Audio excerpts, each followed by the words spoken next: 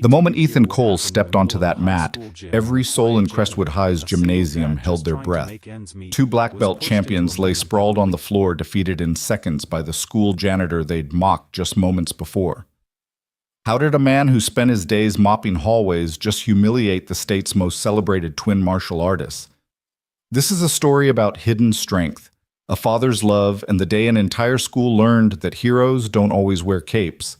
Sometimes they carry mops. Stick around to see how one quiet man changed everything. And hey, drop a comment about where you're watching from. I'd love to know how far this story travels. The autumn sun cast long shadows through the tall windows of Crestwood High School, painting golden streaks across the freshly waxed gymnasium floor. It was Friday afternoon, October 15th, and the entire school buzzed with an electric anticipation that had been building for weeks. Today wasn't just any ordinary day, it was the day of the annual martial arts exhibition, an event that had become legendary in the small Connecticut town of Millbrook. Ethan Cole pushed his industrial mop bucket down the main hallway, the rhythmic squeak of its wheels echoing off the lockers. At 38, he moved with a deliberate efficiency that came from 3 years of navigating these same corridors, learning every corner, every stubborn stain, every place where teenagers tried to hide their mischief. His weathered hands gripped the mop handle with the same steady confidence he applied to everything in his life, measured, purposeful, invisible. "Dad!" a small voice called out from behind him. Ethan turned to see his 9-year-old daughter Sophie racing down the hallway, her backpack bouncing against her small frame, her light brown hair the same shade as his flying behind her like a banner. She skidded to a stop just before crashing into the mop bucket, her green eyes sparkling with the kind of pure joy that only children could muster at the end of a school day. "Hey there, Butterfly," Ethan said, his stern features softening into the gentle smile he reserved only for her. "How was Mrs. Peterson's class today?" Sophie wrinkled her nose. "We had to do fractions again. I hate fractions. They don't make any sense. Why would anyone want just part of something when they could have the whole thing?" Ethan chuckled, a rare sound that transformed his usually stoic face. "Sometimes sweetheart parts can be more valuable than wholes. Like how I only need a small part of my day with you to make the whole thing worthwhile." She rolled her eyes but smiled the way daughters do when their fathers say something simultaneously embarrassing and endearing. "You're so cheesy, Dad." "It's a father's prerogative," he replied, ruffling her hair. "You heading to the library while I finish up?" "Actually," Sophie bit her lower lip, a gesture she'd inherited from her late mother. "Can I watch the martial arts thing today? Everyone's going. Maya said the Sato twins are going to break boards with their heads and everything." Ethan glanced toward the gymnasium where the sounds of preparation were already filtering through the double doors. The scrape of bleachers being pulled out, the thud of mats being arranged. The excited chatter of students claiming their seats. The Sato twins. He'd heard the name whispered in the hallways for weeks now. Riku and Taro Sato. 17-year-old phenoms who'd been winning tournaments since they could walk. Their father owned 3 martial arts studios in the state, and their exhibition was supposed to be the highlight of Crestwood's semester. "Please, Dad," Sophie pressed, employing the wide-eyed look that had been successfully destroying his resolve since she was 2 years old. "I promise I'll sit quietly. I brought my homework to do while I wait." He sighed, already knowing he'd lost this battle before it began. "All right, but you stay in the bleachers, understood, and if it gets too rough." "I'll close my eyes," she finished, having heard this speech before whenever they watched action movies together in their small apartment. "I know, Dad, I'm not a baby anymore." "No," he agreed quietly, seeing so much of Rachel in her determined expression. "You're not." As they made their way to the gymnasium, Ethan pushing his mop bucket while Sophie chattered about her day, neither of them noticed the appreciative glances from some of the female teachers they passed. Ethan Cole might have been the janitor, but there was something about him, the way he carried himself, the quiet strength in his movements, the mysterious scars that occasionally peeked out from under his work shirt, that suggested there was more to him than met the eye. "Mr. Cole," Vice Principal Harrison's voice boomed across the hallway. A heavy-set man with thinning hair and a perpetual sheen of sweat on his forehead, Harrison had the unique talent of making even pleasant greetings sound like accusations. Glad I caught you. We're going to need the gym cleaned immediately after the exhibition. The district superintendent is coming for the basketball game tonight, and I want those floors spotless. Yes, sir, Ethan replied simply, his tone neutral. 3 years, and Harrison still treated him like he'd started yesterday. Harrison's gaze shifted to Sophie, and his expression soured slightly. Your daughter really shouldn't be wandering the halls after hours, Cole. This isn't a daycare. Ethan's jaw tightened imperceptibly, but his voice remained steady. She's doing her homework in the library while I work Mr. Harrison. She doesn't cause any trouble. See that she doesn't... Harrison huffed, then strutted away, his expensive shoes clicking importantly on the linoleum. Sophie waited until he was out of earshot before muttering, "He's mean." He's doing his job, Ethan corrected gently, though privately he agreed with his daughter's assessment. Come on, let's get you settled. The gymnasium was already 3/4 full when they arrived. The excitement was palpable, teenagers clustered in groups, their voices rising and falling in waves of anticipation. At the center of the gym, a large blue mat had been laid out surrounded by a border of red tape. Coach Williams, a former college wrestler whose glory days were now mostly confined to the stories he told during PE class, was testing the microphone system. Testing 1, 2, can everyone hear me? Great, great. Ethan guided Sophie to a spot in the middle section of the bleachers, not too high, where she might feel isolated, not too low, where she might get caught up in any crowd surge if things got exciting. Here, good? He asked. She nodded, already pulling out her math workbook with a dramatic sigh. Perfect view of my fractions. That's my girl. I'll be around okay. Just cleaning up. Dad? She called as he started to walk away. When he turned back, she gave him a small smile. Thanks for letting me stay. He winked at her and made his way to his supply closet in the corner of the gym, retrieving his smaller cleaning cart for the inevitable spills and messes that came with any school event. As he worked sweeping the edges of the gym where candy wrappers and empty water bottles had already begun to accumulate, he kept one eye on Sophie. She was bent over her homework pencil, moving across the page, occasionally looking up when the crowd's excitement peaked.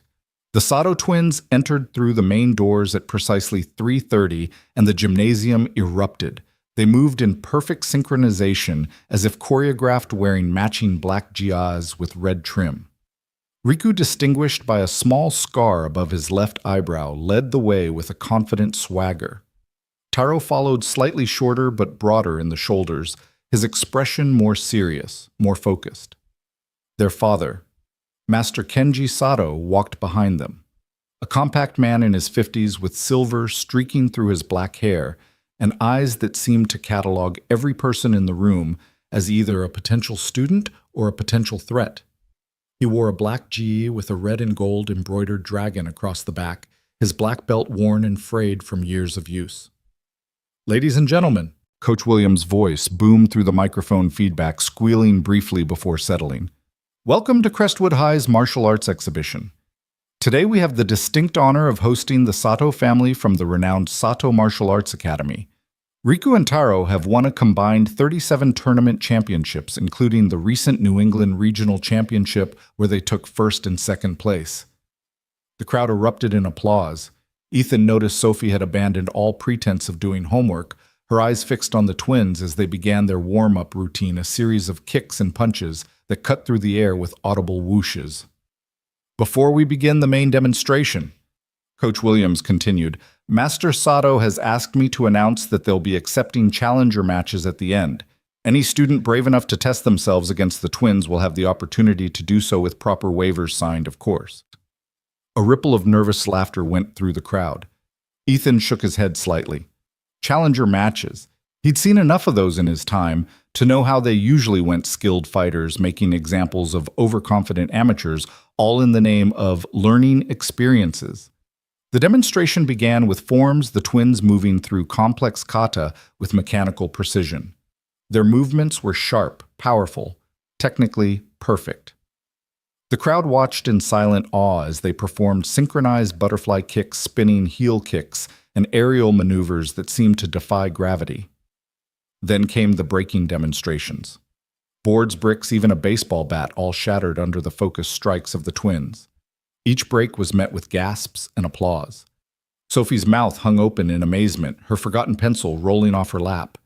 Ethan continued his work, emptying trash cans, wiping down the water fountain, staying in the shadows. But his trained eye caught things the crowd missed. The twins were good, very good, but they were performers. Their movements were designed for maximum visual impact. Every technique telegraphed, every combination rehearsed to perfection. They'd never been in a real fight, he could tell. Never had to adapt to survive to protect something more important than a trophy. And now, Master Sato spoke for the first time, his accented English carrying clearly through the gymnasium. "My sons will demonstrate combat applications. I need 2 volunteers." Several hands shot up immediately, mostly boys, their testosterone overriding their common sense. Master Sato selected 2 seniors from the wrestling team. Thick-necked boys who looked like they could bench press a small car. What followed was a clinic in humiliation disguised as education. The wrestlers, for all their strength and enthusiasm, never stood a chance. Riku danced around the first one, landing light taps to mark where devastating strikes would have landed in a real fight. When the wrestler finally lunged in frustration, Riku used his momentum against him, sending him sprawling with a simple foot sweep that drew oohs from the crowd. Taro was less playful with his opponent, using joint locks and pressure points to control the larger boy, making him wince and tap out repeatedly. Each submission was explained to the audience, the mechanics of leverage, the vulnerability of certain joints, the way technique could overcome brute strength. "Anyone else?" Master Sato asked, when the wrestlers limped off the mat, their pride more bruised than their bodies. "Perhaps someone who thinks they might offer my sons a real challenge." The gymnasium fell silent. Ethan could feel the collective hesitation, the universal desire to avoid embarrassment. He was about to return to his cleaning when he heard Riku's voice cut through the silence. "What about you, Janitor?" Every head in the gymnasium turned. Ethan looked up from the trash bag he was tying to find Riku pointing directly at him, a smirk playing on the teenager's face. "Yeah." Taro joined in his voice, carrying the casual cruelty that came so easily to those who'd never known real hardship. "Think you can sweep more than just floors?" The laughter started as a trickle, then became a wave. Students nudged each other, pointing and giggling. Even some of the teachers seemed amused. Ethan saw Sophie shrink in her seat, her face reddening as she realized everyone was laughing at her father. "Come on!" Riku pressed play to the crowd now. "Unless you're scared, I promise we'll go easy on an old man." "Riku," Master Sato said sharply, but there was no real reprimand in his tone. This was part of the show, the mighty warriors offering to humble themselves by fighting the help. Ethan set down the trash bag slowly, his movements deliberate. He could feel Sophie's eyes on him, could sense her conflict, the desire to defend him warring with the fear of what might happen if he accepted. He looked up at her, saw her small hands clenched into fists, saw the tears threatening at the corners of her eyes. And in that moment, he made his decision. "Mr. Cole," Coach Williams said into the microphone, uncertainty creeping into his voice. "You don't have to—" "It's all right, Coach," Ethan said, his voice carrying despite the lack of amplification. He walked toward the mat, rolling his shoulders slightly. "If the young men want a match, I'm happy to oblige." The laughter died instantly, replaced by a hushed anticipation. Nobody had expected him to accept. As he approached the mat, he pulled off his work shirt, revealing a white tank top underneath. The room collectively gasped. Ethan's torso was a roadmap of violence. Scars crisscrossed his arms and shoulders, some straight and surgical, others jagged and angry. There was a puckered bullet wound near his left shoulder, what looked like shrapnel scarring across his ribs. But it wasn't just the scars that silenced the room. It was the muscle beneath them, functional and dense, the kind built not in a gym, but in the field, carrying wounded brothers across desert sand, scaling walls in dead of night, fighting for survival in places most people couldn't even pronounce. "Jesus," someone whispered from the bleachers. Master Sato's expression changed, his casual arrogance replaced by sudden wariness. He recognized what he was seeing, not a janitor, but a warrior. But it was too late to back out now. The challenge had been made in front of the entire school. "The rules," Master Sato said carefully, "are simple, light contact only. The match ends when someone yields or steps off the mat. No strikes to the face, throat, or groin." Ethan nodded, stepping onto the mat in his work boots. He didn't bow, that would have been pretense. Instead, he simply stood there, hands loose at his sides, waiting.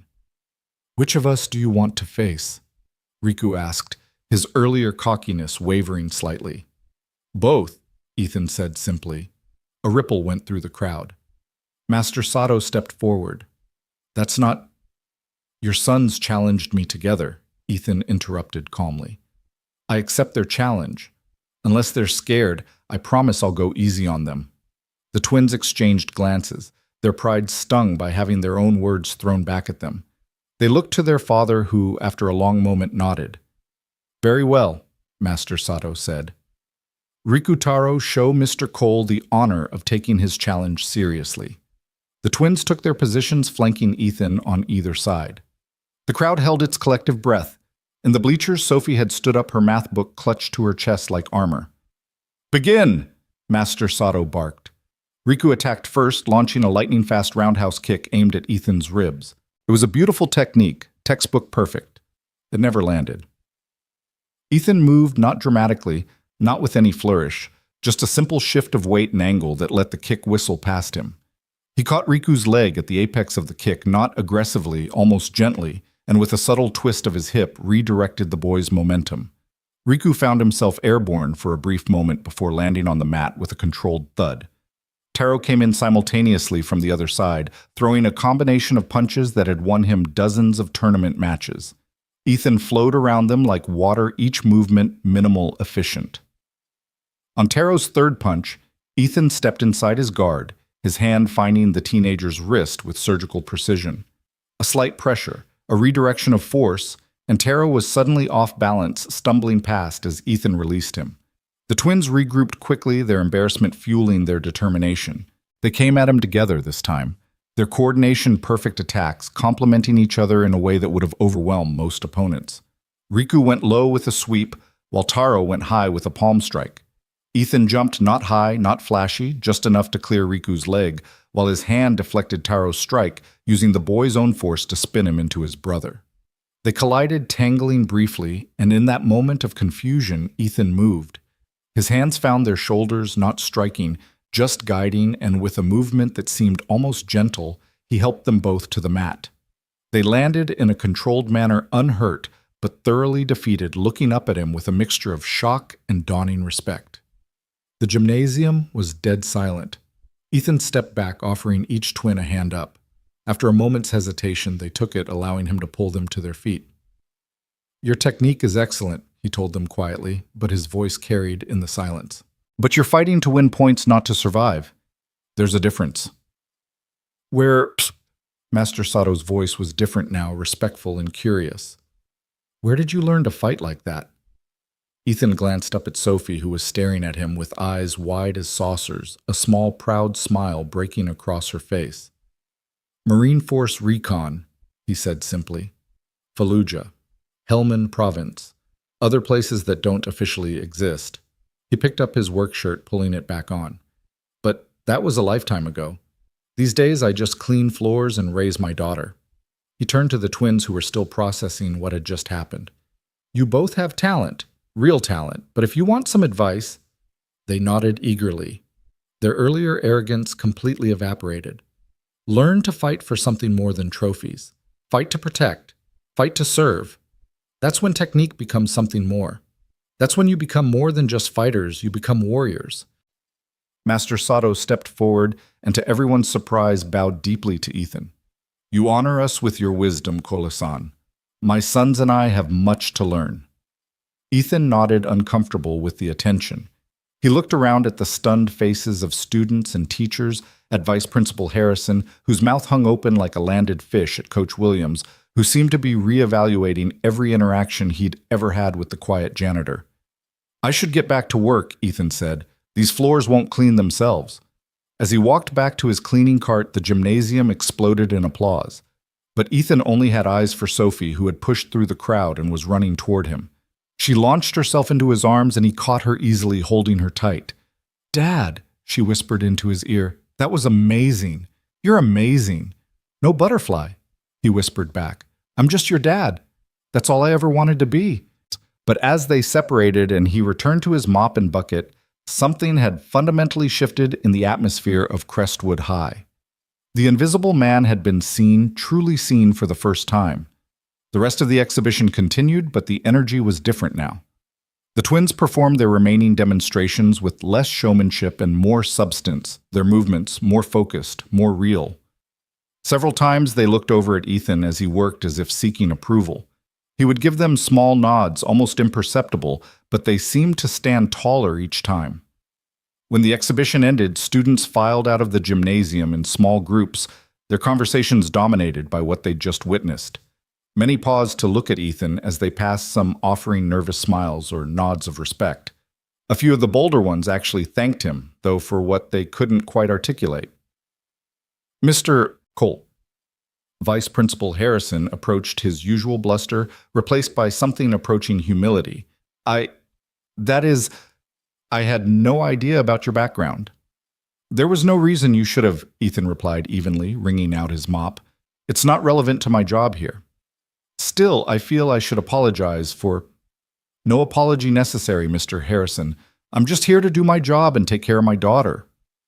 Harrison stood there for a moment, clearly wanting to say more, but unable to find the words. Finally, he just nodded and walked away his steps, less confident than usual. As the gymnasium emptied, the Sato family approached. The twins looked properly chastened, their earlier arrogance replaced by genuine curiosity and respect. Mr. Cole, Riku began, then stopped, seemingly at a loss for words. We're sorry, Taro finished for his brother. For the disrespect, for the mockery. You were being teenagers, Ethan interrupted gently. We all make mistakes. The important thing is learning from them. Would you... Master Sato hesitated, then forged ahead. Would you consider teaching my dojo? Would be honored to have someone of your caliber as an instructor? Ethan shook his head. I appreciate the offer, but I have a job. And more importantly, he looked at Sophie, who was helping him gather cleaning supplies. I have responsibilities. Then perhaps, Master Sato persisted, you would allow my sons to learn from you informally, not as a formal instructor, but as a mentor.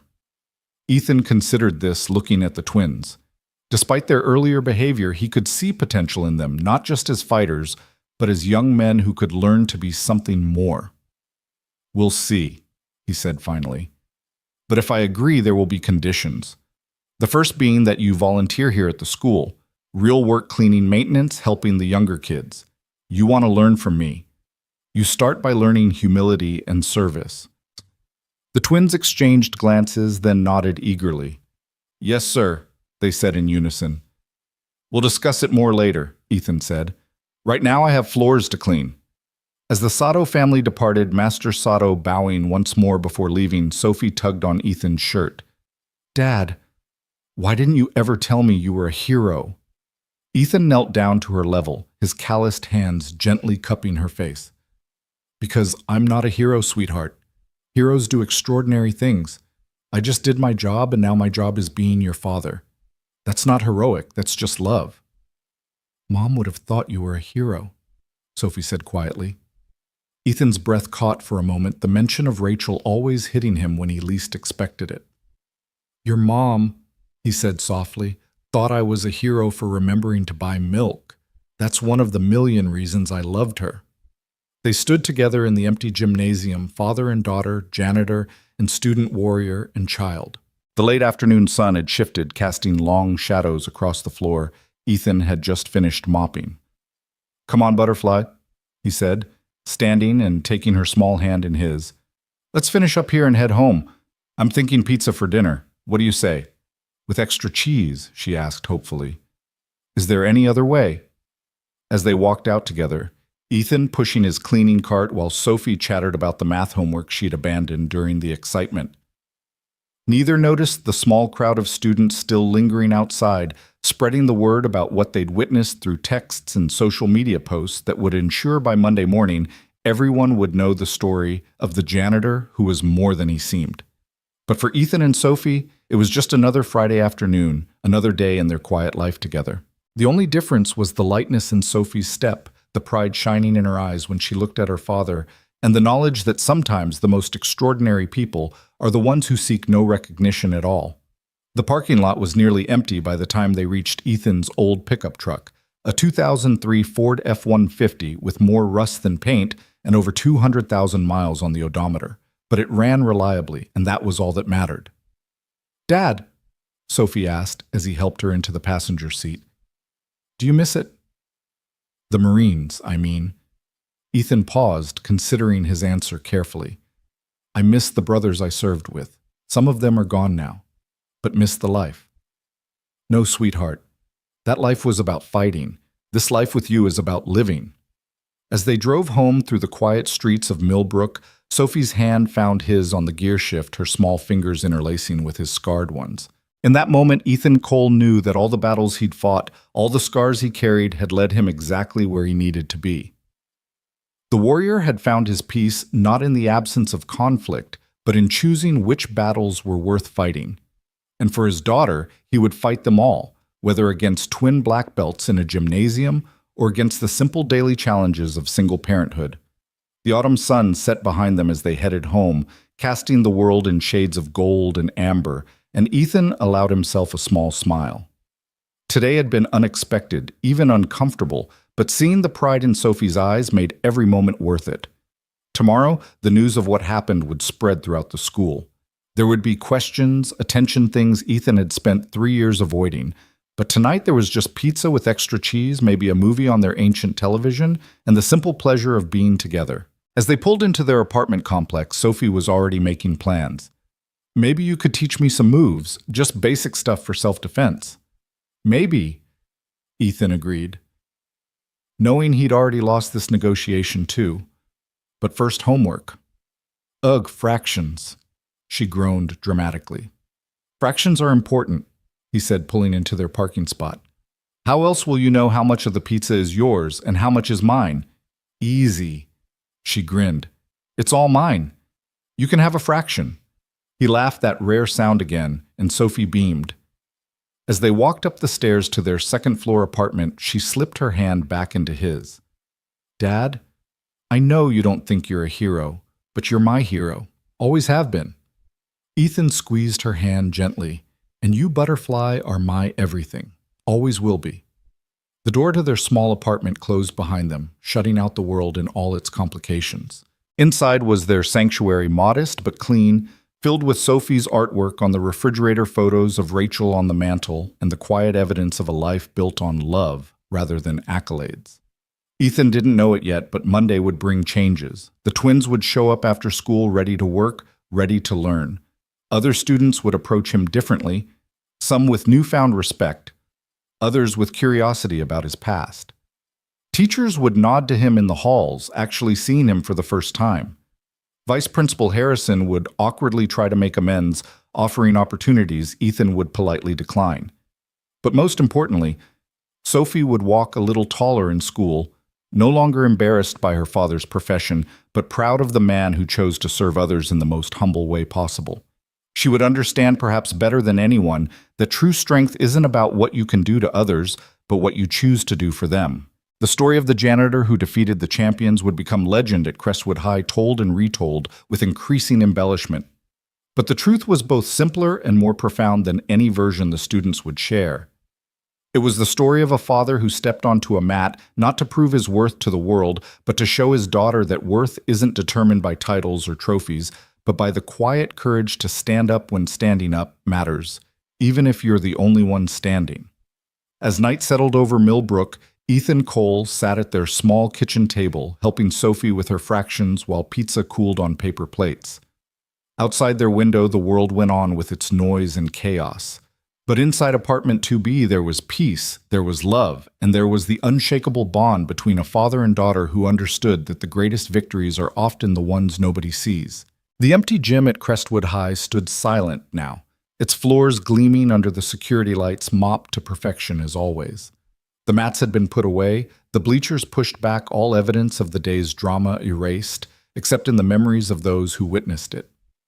Come Monday, Ethan would return to these halls with his mop and bucket seemingly unchanged. But something fundamental had shifted in the ecosystem of Crestwood High. The invisible man had been seen. The humble servant had shown his strength, and in doing so had taught a lesson more valuable than any curriculum could provide.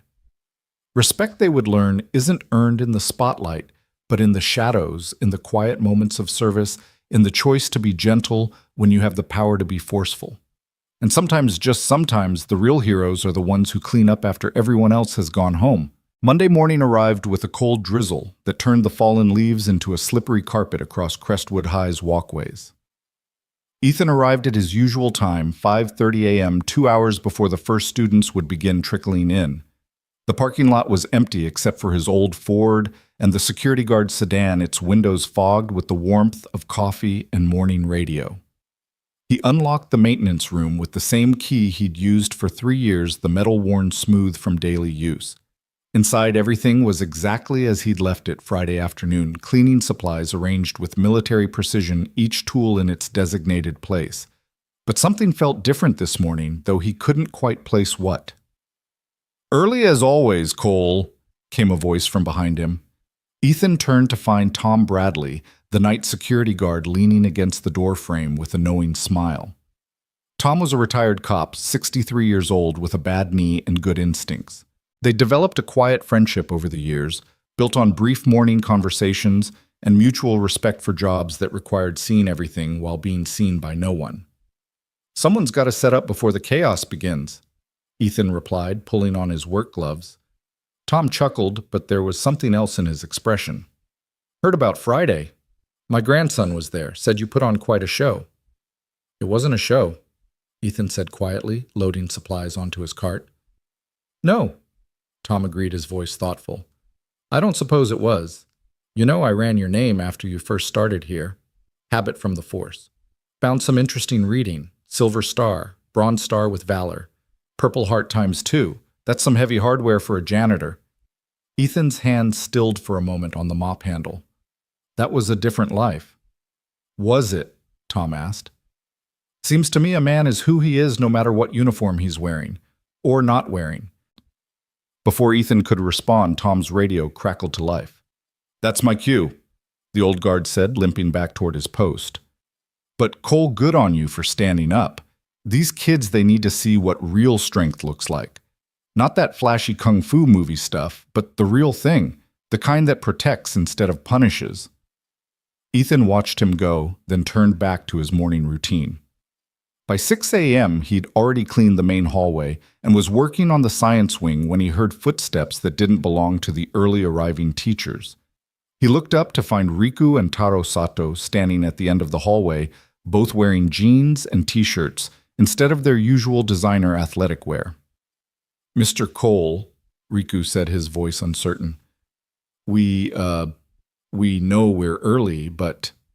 "We wanted to prove we were serious," Taro finished.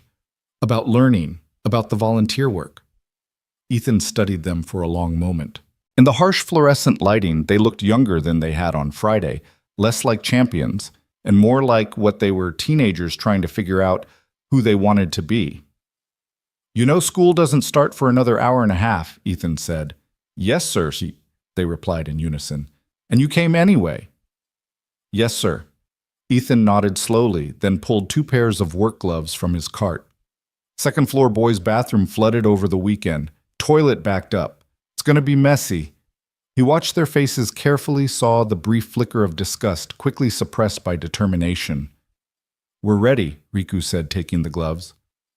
"Lead the way," Taro added. As they walked toward the stairs, Ethan said, "First lesson, the work nobody wants to do is usually the work that most needs doing. In combat, in life, it's all the same. You do what needs to be done, not what brings glory." The bathroom was indeed a disaster. Water had seeped into the hallway carpet, and the smell was enough to make anyone gag. Ethan watched as the twins surveyed the damage, waiting to see if their commitment would survive first contact with reality. "Where do we start?" Riku asked, his jaw set with determination. For the next hour, Ethan taught them the unglamorous art of water extraction, sanitization, and restoration. The twins worked without complaint even when Taro slipped and ended up knee-deep in the contaminated water. By the time they finished, all 3 were soaked and exhausted, but the bathroom was spotless.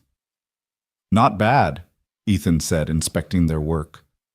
You might actually have potential. As janitors? Taro asked with a slight smile.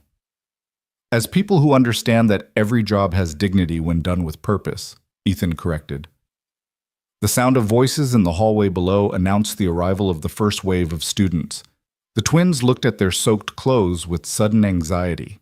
We have spare clothes in our lockers, Riku said. Can we go? Ethan said. But be back here after school, same time. As they hurried off, Ethan heard Riku whisper to his brother, Did you see how he moved? Even doing regular work? It's like he's always perfectly balanced, always ready. I know, Taro replied. It's like he's never not aware of everything around him. Ethan allowed himself a small smile as he returned to his cart. They were observant at least. That was a start. By 7:30, the school was filling with its usual Monday morning energy students, dragging themselves through the halls, teachers clutching coffee cups like lifelines, the inevitable drama of weekend breakups and hookups playing out in corners and corridors. But there was something else today, an undercurrent of whispers that followed Ethan as he worked. That's him. He heard a freshman girl whisper to her friends, the janitor who fought the Sato twins. Mom, I heard he was special forces, another added, like killed terrorists with his bare hands and stuff. My older brother said he has a Medal of Honor. A third chimed in. The stories were already growing, morphing into myth. Ethan kept his head down, focusing on his work, but he could feel the weight of their stares. This was exactly what he'd spent 3 years avoiding. In the main office collecting the morning's attendance sheets to distribute, he overheard Vice Principal Harrison talking to Principal Martinez, a woman in her 50s who ran the school with a combination of iron will and genuine care for her students. I'm telling you, Elena, we've had a genuine war hero mopping our floors for 3 years and never knew it, Harrison was saying. Maybe we should recognize him somehow, an assembly, or the last thing Mr. Cole wants is an assembly. Principal Martinez interrupted, her voice thoughtful. I pulled his employment file this morning. Do you know he turns down a supervisor position twice? Said he preferred the evening shift because it let him be there for his daughter after school. But surely what we should do, Martinez said firmly, is respect his choices. Though I am curious about one thing. She raised her voice slightly. Mr. Cole, would you mind stepping in here for a moment? Ethan entered the office, noting how Harrison immediately straightened his tie, a nervous gesture he'd never displayed around the janitor before. Mr. Cole, Principal Martinez began, her dark eyes studying him with the intelligence that had made her one of the district's most respected administrators. I wanted to thank you for how you handled Friday's situation. It could have gone very differently. Just did what seemed right, Ethan replied. Yes, well, what seems right and what people actually do are often very different things. She leaned back in her chair. I've had 3 different board members call me this weekend. Apparently videos of the exhibition have gone somewhat viral. The district is concerned about liability safety protocols, that sort of thing. Ethan's jaw tightened.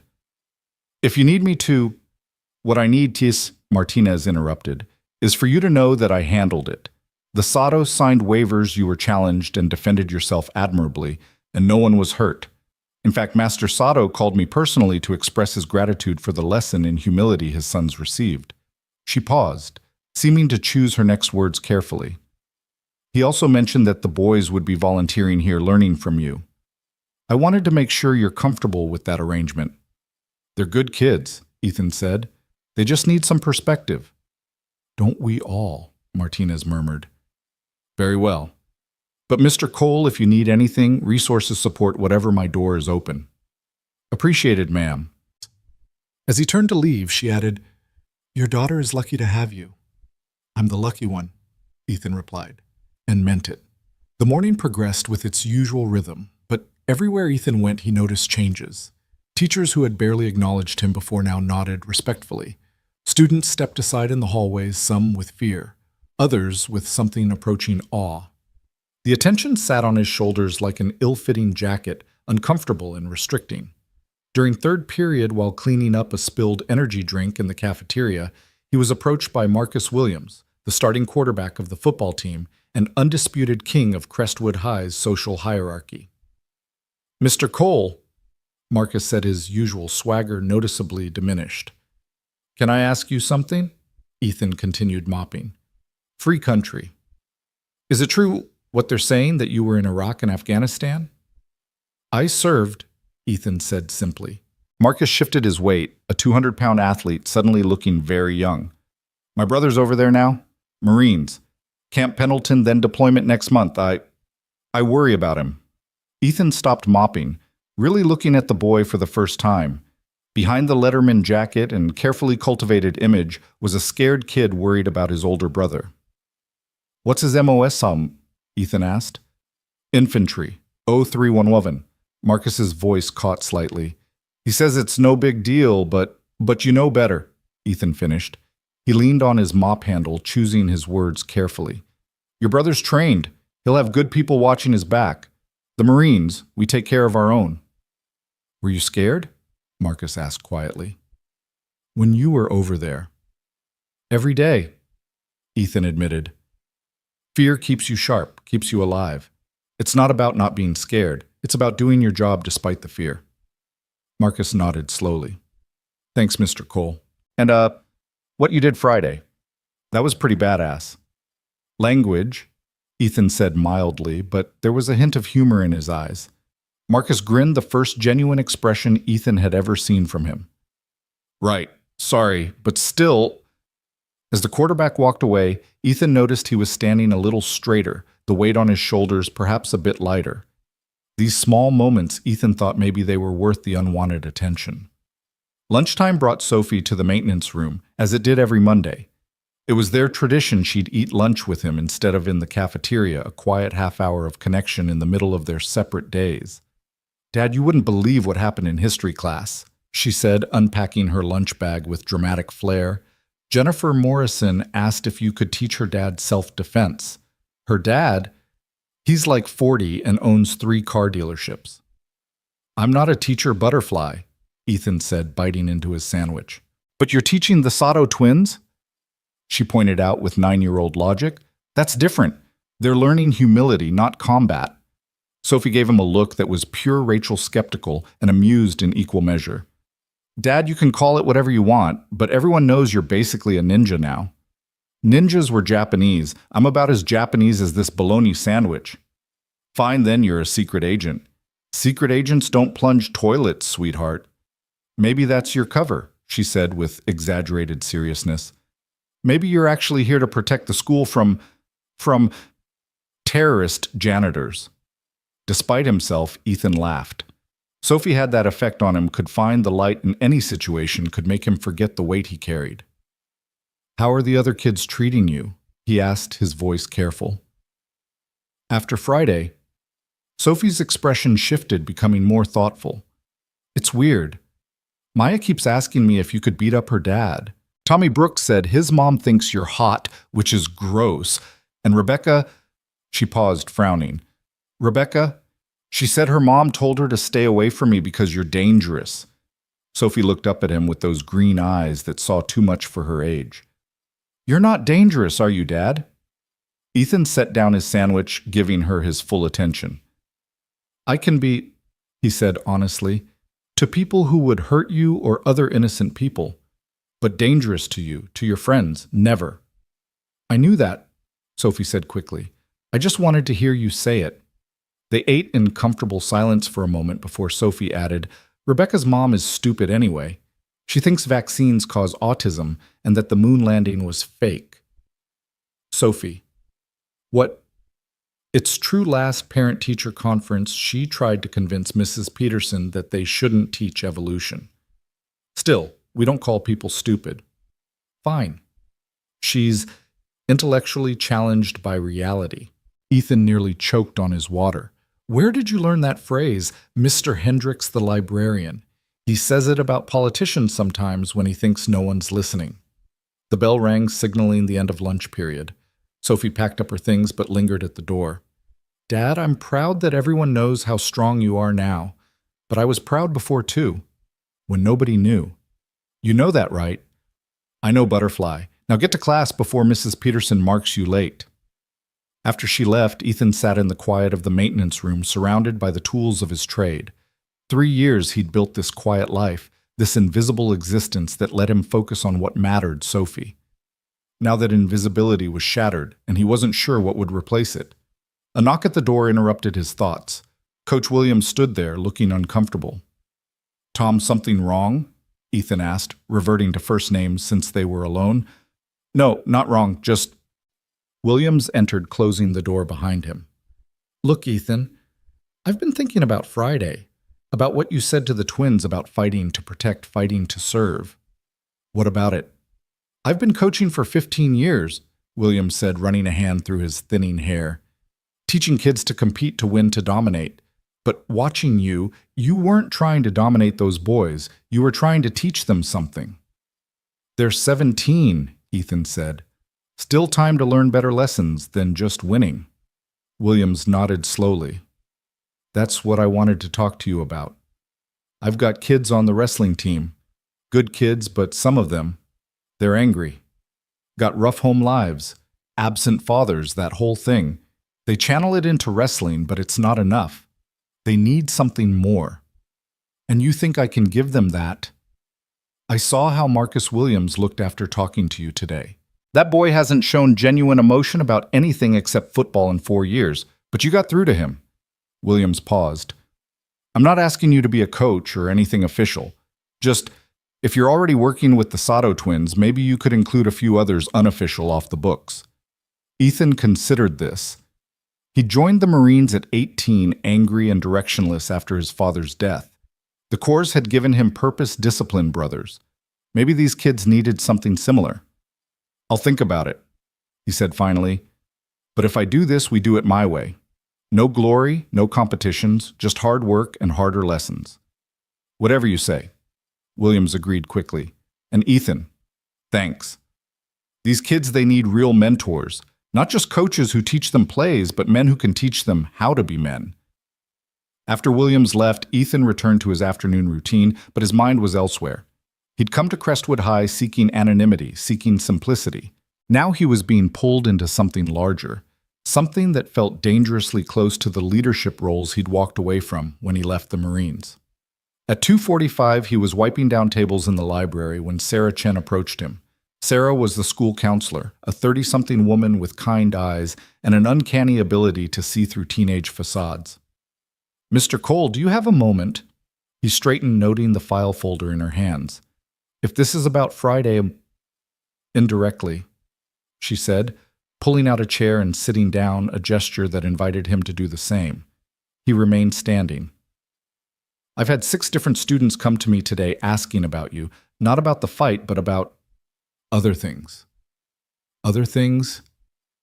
"About how you stay so calm, about how you knew exactly what to do, about whether you ever have nightmares." She paused meaningfully. "2 of them have parents who are veterans, parents who came back different." Ethan's expression hardened slightly. "I'm not a counselor, Ms. Chen." "No," she agreed. "But you're proof that coming back different doesn't mean coming back broken. These kids, they see their parents struggling and think that's all there is. Then they see you functional, present, raising your daughter, and it gives them hope." "You don't know anything about my struggles," Ethan said quietly. "No," Sarah admitted, "but I know you're here every day. I know Sophie is thriving despite losing her mother. I know you chose to de-escalate Friday when you could have humiliated those boys. That tells me everything I need to know about the man you are now, regardless of the battles you fought." She stood, leaving the folder on the table. "Those are resources for veteran support groups in the area, in case any parents ask you about them. I'm not asking you to be anyone's therapist, Mr. Cole. I'm just asking you to be visible. Sometimes that's enough." After she left, Ethan stared at the folder for a long moment before pocketing it. Another responsibility, another crack in the wall he'd built around his life. The final bell rang at 3:15, and the school erupted into its usual end-of-day chaos. Ethan was emptying trash cans in the math wing when he heard a commotion near the main entrance. Moving quickly but calmly, he made his way toward the sound. A crowd had gathered in a circle, phones out recording whatever was happening in the center. Ethan pushed through to find Riku and Taro facing off against 3 members of the hockey team led by Derek Morrison, 6'2", 220 pounds, and known for solving problems with his fists. Thought you two were hot shit, Derek was saying, his face flushed with anger. Getting your asses kicked by a janitor and then following him around like puppies. We're not looking for trouble, Taro said, his hands raised peacefully. Yeah, well, trouble found you, Derek snarled, shoving Taro hard enough to send him stumbling backward. Riku stepped forward to defend his brother, his body automatically falling into a fighting stance, and Ethan could see how this would play out. The twins would destroy these boys, would use their training to humiliate them, just as they'd planned to humiliate others on Friday. The cycle would continue. Enough, Ethan said, his voice cutting through the noise like a blade. The crowd parted, and Derek's face went pale as Ethan approached. But instead of addressing the aggressor, Ethan looked at the twins. What did I tell you about fighting? He asked calmly. To protect, Riku said immediately. To serve, Taro added. And who are you protecting right now? What are you serving? The twins exchanged glances, understanding dawning in their eyes. Our own pride, Riku admitted quietly. Exactly. Ethan turned to Derek. You have something to say to these boys. Derek's jaw worked, his friends watching expectantly. They think they're better than everyone else. Do they? Ethan interrupted. I saw them at 6 this morning cleaning up toilet water. I saw them volunteering to help others instead of training for their next trophy. What have you done today besides this? Derek had no answer. Here's what's going to happen. Ethan continued, his voice conversational, but carrying an undertone that made everyone lean in. You're going to apologize. Then you're going to walk away. And tomorrow you're going to find me during lunch, and we're going to discuss why you think violence is the answer to feeling inferior. I don't feel... Ethan stepped closer, not threateningly, just enough to make his presence felt. Everyone feels inferior sometimes, son. The difference between boys and men is how they handle that feeling. Derek stood frozen for a moment, then muttered, sorry, before pushing through the crowd with his friends trailing behind. The gathered students began to disperse, but Ethan heard the whispers, saw the looks of respect, and something else understanding. He wasn't just the janitor who could fight. He was something more complex, more valuable. Mr. Cole, Riku said, we could have handled them. I know, Ethan replied. That's the point. Just because you can doesn't mean you should. Come on, we've got work to do. As they walked back toward the maintenance room, Taro asked, would you really have stopped us if we'd fought? Yes. How? Ethan glanced at him. You don't want to know. The twins exchanged nervous looks but followed silently. For the next 2 hours, Ethan had them help with general maintenance, replacing ceiling tiles, fixing a broken door handle, painting over graffiti in the boys' bathroom. As they worked, he taught them things that had nothing to do with fighting and everything to do with being warriors. See this graffiti, he said, as Taro painted over a particularly crude drawing. Someone thought this was funny, thought it was harmless. But the person who has to clean it, that's time away from their family. Every action has consequences beyond what we see. We never thought about it that way. Riku admitted, his designer clothes now splattered with paint. Most people don't, Ethan said. That's why the world is the way it is. At 5 o'clock, Master Sato arrived to pick up his sons. He found them in the maintenance room, exhausted, dirty, but somehow more present than he'd seen them in years. Cole-san, he said, bowing slightly. My sons. They did good work today, Ethan said. They're welcome back tomorrow if they want. We'll be here, Taro said immediately. Master Sato studied his sons, noting something different in their posture, their expressions. What are you teaching them? The same thing the Corps taught me, Ethan replied. That strength without purpose is just violence. That discipline without compassion is just cruelty. That being a warrior means being a protector, not a conqueror. These are not lessons found in most dojos, Master Sato observed. No, Ethan agreed. They're found in foxholes and forward bases in the moments between firefights when you realize that the man next to you matters more than any medal, any glory, any victory. Master Sato was quiet for a long moment. My sons are fortunate to learn from you, as am I. He paused, then added, if you would ever consider teaching adults as well, I'll think about it. Ethan said the same response he'd given to everyone today. After the Satos left, Ethan finished his evening routine in blessed solitude. Sophie was at her after-school program until 6, giving him time to process the day's events. He was putting away the last of his supplies when he heard footsteps in the hallway. Soft, deliberate, trained.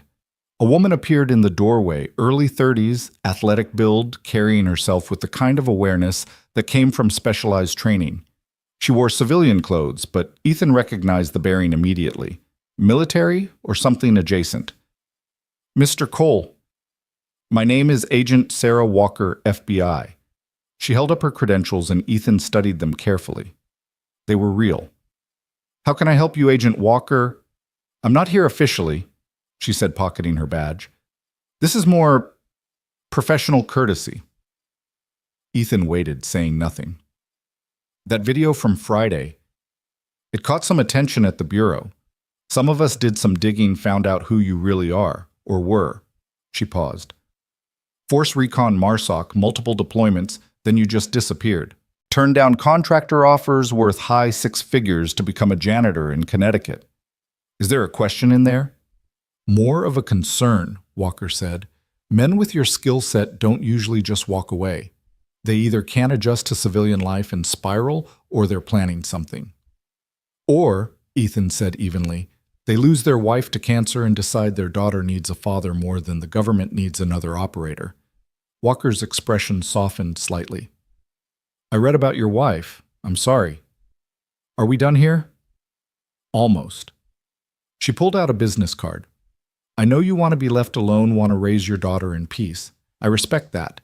But the thing is, men like you can't help but protect people. It's who you are. And sometimes protecting people requires more resources than a mop and a bucket. Ethan took the card but didn't look at it. I'm not trying to recruit you, Walker continued. Just letting you know that if you ever need anything, information, resources, backup, you have friends you don't know about. People who understand what you've done, what you've sacrificed. Appreciated, Ethan said, his tone indicating the conversation was over. Walker nodded and turned to leave, then paused. Your daughter's lucky to have you, Mr. Cole. But maybe consider that you staying completely in the shadows isn't just hiding yourself. It's hiding an example these kids desperately need to see. After she left, Ethan stood in the empty maintenance room holding the FBI agent's card. 3 years of invisibility shattered in 3 days. The quiet life he'd built was changing, whether he wanted it to or not. His phone buzzed.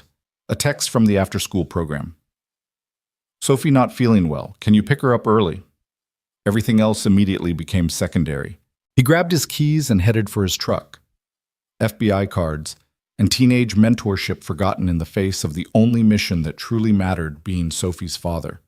20 minutes later, he found her in the program's sick room, curled up on a cot, with a slight fever and an apologetic expression. I'm sorry, Dad. I know you're working. Hey, he said softly, kneeling beside her and feeling her forehead. You're my priority always. Work is just work. My stomach hurts, she admitted. And my head. Probably that bug going around. Come on, let's get you home. He carried her to the truck despite her protest that she could walk. She was getting bigger, but to him, she'd always be the tiny baby he'd held while Rachel took her last breaths, the infant he'd promised to protect and love enough for 2 parents. At home, he settled her on the couch with ginger ale and crackers, then sat beside her stroking her hair as they watched old cartoons on their ancient television. Dad, she said sleepily. Things are different now, aren't they? At school. A little bit, he admitted. Are you okay with that? He considered lying, telling her everything was fine, but Sophie deserved better than comfortable lies. I don't know yet, he said honestly. Change is hard for me. I liked being invisible.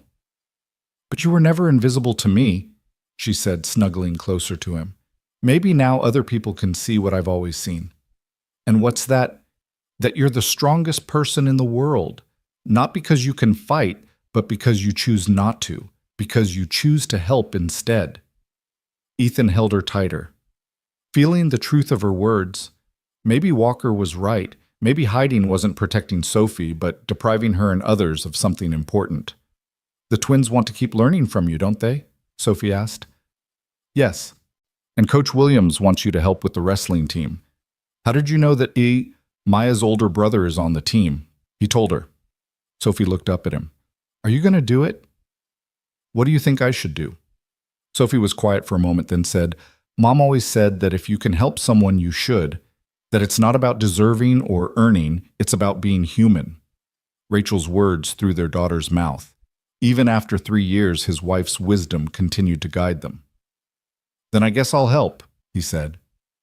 Good, Sophie murmured, already drifting toward sleep. The Sato twins seem okay when they're not being jerks, and Derek Morrison definitely needs help. He pushed Maya's brother last week just because he got a better grade on a test. How do you know all this? I pay attention, she said simply, like you taught me. As Sophie slept against him, Ethan thought about the day's events, the twins working alongside him without complaint, Marcus Williams worrying about his brother, Derek Morrison's anger masking insecurity, Sarah Chen's folder of resources, Agent Walker's card. For 3 years, he'd focused solely on Sophie, on being the father she needed. But maybe being that father meant more than just providing and protecting. Maybe it meant showing her how to engage with the world, how to help others, how to use strength for service. His phone buzzed with a text from an unknown number. He opened it to find a message from Tom Bradley. My grandson hasn't stopped talking about you, says you're the coolest adult he knows. His dad walked out 2 years ago. Think you might have time to talk to him sometime. No pressure. Another responsibility. Another crack in the wall. But as he looked down at Sophie sleeping peacefully against his chest, he realized the wall had never been for his protection. It had been for hers. And maybe, just maybe, she didn't need it anymore. Maybe what she needed was to see her father as he truly was, not perfect, not invincible, but trying every day to be better, to help others be better. The rain had stopped and weak sunlight filtered through their small living room window. Somewhere in town, the Sato twins were probably telling their father about their day of manual labor. Marcus Williams was texting his brother in Camp Pendleton. Derek Morrison was nursing his wounded pride, and maybe possibly thinking about why he led with his fists. And in apartment 2B, Ethan Cole sat with his sleeping daughter, accepting that his days of invisibility were over. The warrior had been seen, and now he had to decide what to do with that visibility. Tomorrow, Riku and Taro would return, ready to work, ready to learn. Coach Williams would bring his troubled wrestlers. Derek Morrison might actually show up for that lunch conversation. The ripples from Friday's exhibition were spreading touching lives in ways he hadn't anticipated. But tonight, none of that mattered. Tonight, there was just a father and his daughter, safe and warm and together. Everything else could wait until tomorrow. Sophie's fever broke around midnight, but Ethan remained awake, sitting in the uncomfortable chair beside her bed, watching her breathe. The apartment was quiet except for the occasional car passing on the street below and the rhythmic tick of Rachel's old clock on the nightstand. He'd kept that clock despite its tendency to run slow because Sophie said it still smelled like her mother's perfume. At 3 a.m, his phone vibrated with a text from an international number he recognized immediately. Jake Phoenix Morrison, his former squad leader, now working private security in Dubai. The message was simple. Saw the video. Still got it, brother. When you're ready to talk, I'm here. Ethan deleted the message without responding. That life, those brothers, they belonged to a different man. A man who didn't have a 9-year-old daughter who needed stability more than she needed a father with a past full of ghosts. By 5:30, Sophie's color had returned to normal, and Ethan felt safe leaving her sleeping to start his day. He left a note on her nightstand with the neighbor Mrs. Chen's phone number and instructions to stay home from school. Mrs. Chen, a 70-year-old widow from Taiwan, had become their unofficial grandmother, always ready with soup and stories when needed. The drive to school was different this Tuesday morning. The familiar streets seemed sharper somehow, as if the events of the past few days had adjusted his focal length. He noticed things he'd previously ignored: the homeless veteran who slept behind the drugstore, the teenage girl waiting alone at the bus stop in the pre-dawn darkness, the drug deal happening in the parking lot of the abandoned strip mall. Tom Bradley was waiting for him at the employee entrance, 2 cups of coffee in hand. "Thought you might need this," Tom said, offering one of the cups. Heard Sophie was sick yesterday. Word travels fast, Ethan observed, accepting the coffee gratefully. Small town, smaller school. My grandson Jimmy, he's the one I texted you about. He's been asking when he can meet you. Tom, I'm not a role model. No. Tom gestured at the school building. You know there are already kids here. Showed up at 5, hoping to catch you. The Sato twins brought 3 others with them. Ethan looked toward the main entrance and indeed saw 5 figures huddled against the morning cold. Besides Riku and Taro, he recognized Marcus Williams, Derek Morrison, and surprisingly, Jennifer Morrison, Derek's younger sister, a sophomore known more for her academic achievements than any athletic pursuits. What are they doing here? Ethan asked. Same thing we're all doing, Tom said philosophically. Looking for something real in a world full of fake. You showed them real on Friday. Now they want more. Ethan approached the group, noting how they straightened as he drew near. Derek looked uncomfortable clearly here against his better judgment, while his sister seemed determined. Marcus was exhausted probably from staying up texting his deployed brother. It's 5:40 in the morning, Ethan stated. Yes, sir, Riku responded for the group. School doesn't start for 2 hours. We know, Taro added. So why are you here? They exchanged glances before Jennifer spoke up, her voice steadier than her brother's had ever been. Because we want to learn, not just fighting or whatever. We want to learn how to be better. Better at what? Everything, Marcus said quietly. Better at controlling anger. Better at protecting people who need it. Better at knowing when to fight and when not to. He paused. My brother ships out next week. I want to understand what he's heading into. Want to be the kind of man he'd be proud of when he comes back. Ethan studied each of them in turn. These weren't bad kids, just lost ones. The kind of lost he recognized from his own youth before the Marines gave him direction. Inside, he said finally. You want to learn? First lesson starts now. He led them to the gymnasium, flipping on only half the lights, creating pools of brightness separated by shadows. The space felt different at this hour, almost church-like in its quiet. Sit, he commanded, and they formed a semicircle on the floor. Before we do anything physical, we talk. Jennifer, why are you really here? The girl shifted uncomfortably. My brother. He's angry all the time, has been, since our dad left 2 years ago. He's going to hurt someone, eventually really hurt them, and then his life is over. I thought maybe if he learned from someone who actually knows violence, he'd understand why it's not the answer. Derek. Ethan turned to the boy. Your thoughts. Derek's jaw worked for a moment before he answered. She's right. I am angry. All the time. It's like this fire in my chest that never goes out. Friday when you stopped me from fighting them. He gestured at the twins. I wanted to hit you, but I don't know. I felt like you understood, like you knew exactly what was burning inside me. I do, Ethan said simply. I was 17 when my father died. Drunk driver hit him on his way home from his 3rd job. The driver walked away without a scratch. I put him in the hospital 2 weeks later, nearly killed him with my bare hands. The group was silent, processing this revelation. The judge gave me a choice, Ethan continued. Jail or the Marines. I chose the Corps, thought I'd learn to kill legally. Instead, I learned to protect. Learned that rage without purpose is just destruction, but rage channeled into service becomes something else entirely. What? Marcus asked. Determination, courage, the ability to stand between evil and innocent people who can't protect themselves. He stood and they scrambled to follow. We're going to train, but not the way you think. No punching bags, no sparring, not yet. First, you learn to serve. For the next hour, he had them cleaning. Not casual cleaning, but military style, every surface spotless, every corner squared away. They worked in silence initially, but gradually began to coordinate, helping each other without being asked. This is stupid, Derek muttered, scrubbing the bleacher undersides where years of gum had accumulated. Is it? Ethan asked. You're doing something nobody wants to do, something that needs doing without recognition or reward. That's service. That's strength. But we could be learning to fight, Derek persisted. Ethan moved so quickly, Derek didn't have time to react. One moment he was standing with his scrub brush, the next he was on the ground.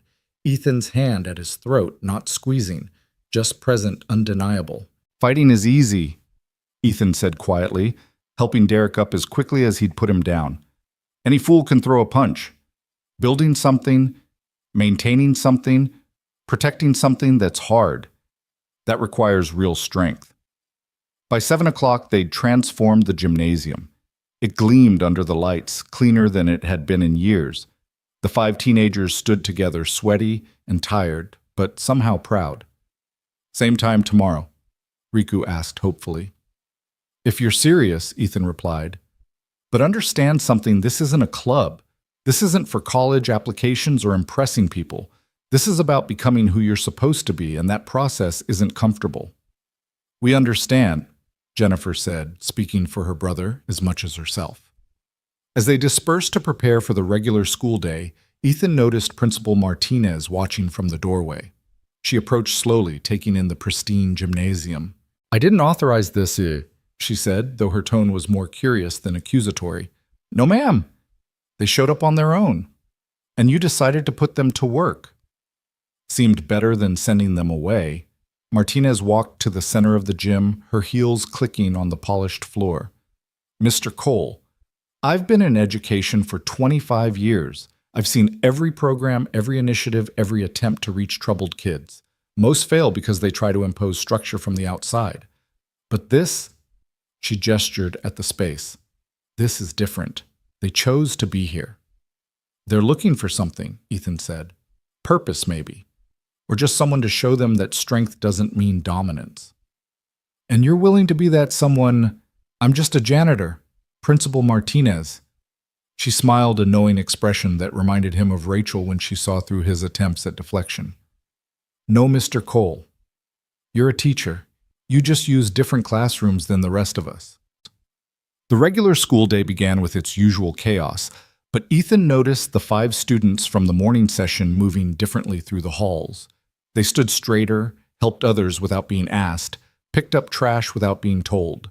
Small changes, but noticeable. During second period, while mopping the science wing, he encountered Miss Patricia Reeves, the AP biology teacher known for her exacting standards and low tolerance for nonsense. "Mr. Cole," she said, adjusting her glasses, "I understand you've been teaching some of our more challenging students." "Just putting them to work," he replied. "Jennifer Morrison hasn't missed a single homework assignment this week. First time all semester. She says she's been getting up early to train with you. We cleaned the gym this morning." "You did more than that." Ms. Reeves lowered her voice. "That girl has been carrying her family since her father left. Her mother works 3 jobs, her brother acts out, and Jennifer tries to hold it all together. This morning was the first time I've seen her smile genuinely in months." Before Ethan could respond, a commotion erupted down the hall. They both rushed toward the sound to find a crowd gathered around 2 students squared off in the center. But it wasn't a typical fight scene.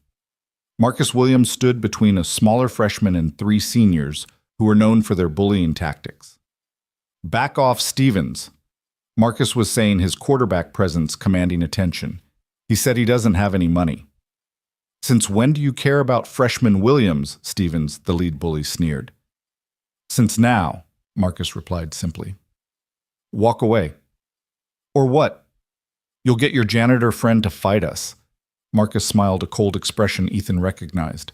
"No, I'll handle it myself. But ask yourself if that's really what you want. 3-on-1, in front of everyone with phones recording. How's that going to look on your college applications?" It was brilliant, Ethan thought. Marcus had given them a way out that preserved their pride while protecting the freshmen. No violence needed, just intelligent application of social pressure. The seniors grumbled but dispersed, and Marcus helped the freshman gather his scattered books. "Not bad," Ethan said once the crowd cleared. Marcus turned surprised. "Mr. Cole, I didn't see you there." "That's the point. The best interventions are the ones where nobody throws a punch. I remembered what you said yesterday about violence being the last option, not the first." "You're learning," Ethan noted. "Your brother would be proud." Marcus's face lit up at that, and Ethan realized how hungry these kids were for approval for someone to notice their efforts at being better. Lunchtime brought an unexpected visitor. Master Sato arrived with a younger man Ethan didn't recognize, both in business suits rather than GIs. Kolsan. Master Sato bowed slightly. This is my brother Hiroshi. He's a psychologist specializing in veteran affairs. Hiroshi extended his hand, which Ethan shook cautiously. I apologize for the ambush, Mr. Cole. My brother told me about you, and I was hoping we could talk. About the fact that you're teaching trauma response without realizing it, Hiroshi said directly. The cleaning, the discipline, the controlled environment, these are all techniques we use in veteran recovery programs. You're essentially running an informal therapy group. Ethan's expression hardened. I'm not a therapist. No, Hiroshi agreed. You're something more valuable, a living example that trauma doesn't have to define you. These kids, many of them are dealing with their own traumas. Divorce, abandonment, violence at home. They see you functioning despite whatever you've been through, and it gives them hope. I don't talk about what I've been through. You don't have to. Your scars tell enough of the story. The way you move, always aware of exits, always positioned to respond to threats, the kids might not consciously recognize it, but they feel it. They feel safe around you because they know you understand danger. Master Sato interjected, My sons haven't stopped talking about this morning's session. Taro said it was harder than any tournament he's competed in. Physical challenges are easy, Ethan said. It's the mental and emotional ones that break people. Exactly. Hiroshi leaned forward. Which is why what you're doing is so important. But Mr. Cole, I have to ask, who's helping you? The question hung in the air like a challenge. Ethan thought of the nightmares that still came, the hypervigilance that never fully went away, the moments when a car backfire or a door slam sent him reaching for a weapon that wasn't there. I manage, he said finally. Managing isn't thriving, Hiroshi said gently. And these kids need to see that thriving is possible, not just surviving. He placed a card on the table. I work with a lot of veterans. No judgment, no mandatory reporting unless there's imminent danger. Just conversation. Think about it. After they left, Ethan sat alone in the cafeteria, the business card feeling heavier than it should. He'd built his life around being strong for Sophie, but what if strength meant admitting he needed help too? His phone buzzed with a text from Mrs. Chen. Sophie feeling better, ate soup, doing homework. Don't worry. Don't worry. If only it were that simple. The afternoon brought Derek Morrison to his maintenance room as promised. The boy stood in the doorway, clearly uncomfortable but present. You came, Ethan observed. Said I would. Saying and doing are different things. Come in. Derek entered, looking around the organized space with surprise. It's not what I expected. What did you expect? I don't know. Mess chaos. This looks like a military room. Old habits, Ethan said, pulling out 2 chairs. Sit. Tell me about your father. Derek's whole body tensed. What about him? He left 2 years ago. Your sister mentioned it. That's when the anger started. He didn't just leave, Derek spat. He had another family, whole other life, 2 towns over. Wife, kids, the whole thing. We were his practice family, and when he got good enough at it, he went and got his real one. The pain in the boy's voice was raw, familiar.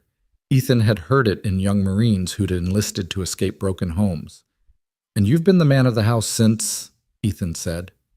It wasn't a question. Someone has to be. Mom falls apart every time she sees him at Jennifer's school events. Jen tries to pretend everything's fine. Someone has to be angry enough to keep us from completely dissolving. Anger as armor. Ethan nodded. I know it well. But here's what they don't tell you eventually, that armor becomes a prison. You can't take it off, can't let anyone in, can't feel anything except the rage. Better than feeling the hurt, Derek muttered. Is it... You pushed those kids around looking for fights? Were you any happier after? Did it fix anything? Derek was quiet for a long moment. No. Made it worse, actually. Jen started avoiding me. Mom started crying more. I became him, the person causing pain instead of preventing it. Recognition is the first step. Ethan said. You're here, which means you want to change. That takes more courage than any fight. How?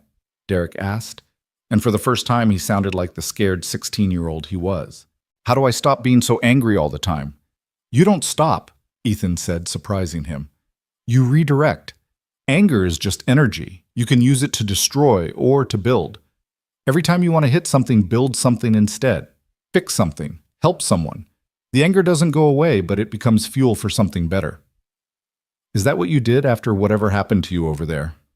Ethan thought of the months after Rachel's diagnosis, the rage at the universe for taking her, the desperate need to hit something, anything. Then he thought of Sophie, tiny and perfect, and needing him whole. Every day, he admitted. Some days are harder than others, but every day I choose to build instead of break. Derek nodded slowly. The morning sessions, can I keep coming? If you're willing to work, real work, not just physical training. I'm willing. Then be there tomorrow, 5:40 sharp. As Derek left, Ethan saw a change in his posture, still tense, still carrying anger, but now with a direction to channel it. The rest of the afternoon passed in routine maintenance, but Ethan found himself checking his phone more often, making sure Sophie was okay. At 2:30, she texted him a photo of herself doing homework with Mrs. Chen's cat in her lap, along with the message, "Feeling better. Can I come to school tomorrow?" He smiled, texting back, "We'll see how you feel in the morning." At 3:15, when the final bell rang, Ethan was surprised to find not just the morning group waiting for him, but 3 additional students. Tom Bradley's grandson, Jimmy, a skinny kid with nervous eyes. Maya Thompson, Sophie's friend whose brother had been protected by Marcus earlier. And surprisingly, Rebecca Hayes, the girl whose mother had told her to stay away from Sophie because Ethan was dangerous. "Ms. Hayes," Ethan said carefully. "Does your mother know you're here?" Rebecca lifted her chin defiantly. "No, but I'm 16. I can make my own choices about who I learn from." "And what do you want to learn?" "How to not be afraid," she said quietly. "I'm scared all the time. Scared of disappointing people, scared of not being perfect, scared of everything. But you're not afraid of anything, are you?" Ethan almost laughed at the irony. "I'm afraid of plenty, Ms. Hayes. Fear is normal. It's what you do with that fear that matters." "So teach us," Jennifer Morrison said, speaking for the group. "Teach us what to do with all these feelings we don't know how to handle." Looking at their faces, young Ernest searching Ethan made a decision that would have seemed impossible a week ago. "All right, but we do this properly. Official after-school program with parental permissions and Principal Martinez's approval. No vigilante training, no fight club, just life skills." "Life skills?" Marcus asked skeptically. "The skills you need for life," Ethan clarified. "Physical fitness, mental discipline, emotional regulation, service to others. The things they don't teach in regular classes, but everyone needs to know." "Will you teach us to fight?" Jimmy asked nervously. "I'll teach you when not to fight," Ethan replied, "which is almost always. And I'll teach you how to protect yourselves and others when there's no other choice." The group murmured agreement, and Ethan found himself with an unexpected classroom of 8 students, all looking to him for something he wasn't sure he could provide. "For now, we work," he said. "The football field needs new lines painted for Friday's game. We're going to do it." "But that's not our job," Rebecca protested. "Everything that needs doing is our job," Ethan corrected. "That's what service means." For the next 2 hours, they worked together, measuring, marking, and painting precise white lines on the field. Ethan taught them about attention to detail, about taking pride in work, regardless of recognition, about finding meditation in repetitive tasks. "My therapist calls this mindfulness," Rebecca said, carefully filling in a yard line. "Your therapist is smart," Ethan replied. "Physical work grounds you in the present. Hard to worry about tomorrow when you're focused on making this line straight." "Is that why you became a janitor?" Maya asked. "To stay grounded?" Ethan considered the question. "Partly. Also because it's honest work.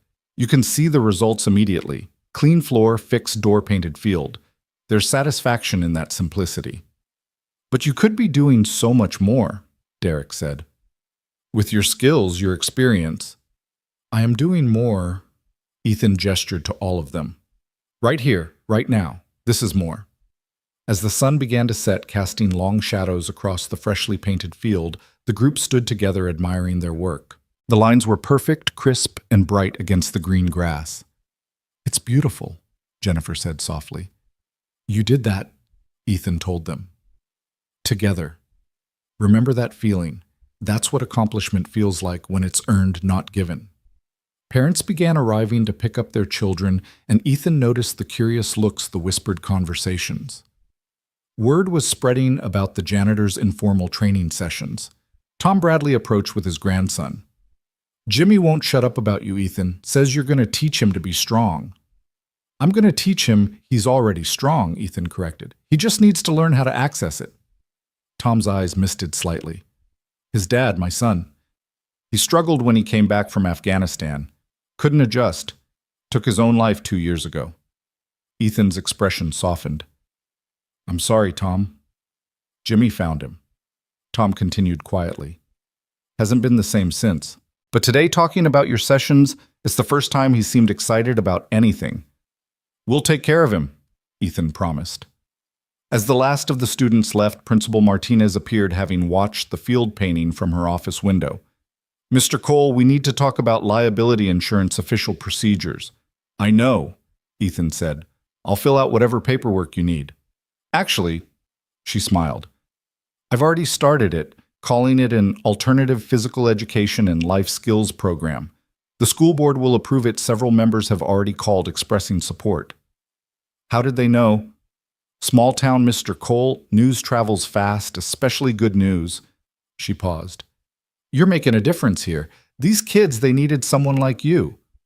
"They need a lot more than I can give them." "Maybe, but you're giving them what you have, and that's more than anyone else has offered." As Martinez walked away, Ethan stood alone on the painted field, thinking about how drastically his life had changed in less than a week.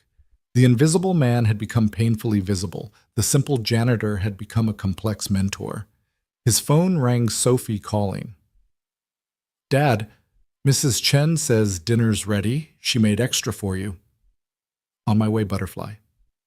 "Dad, I heard about your training thing. Maya texted me. She says you're teaching them to be warriors." "I'm teaching them to be people, Sophie. Good people." "That's what warriors are, right? Good people who protect others."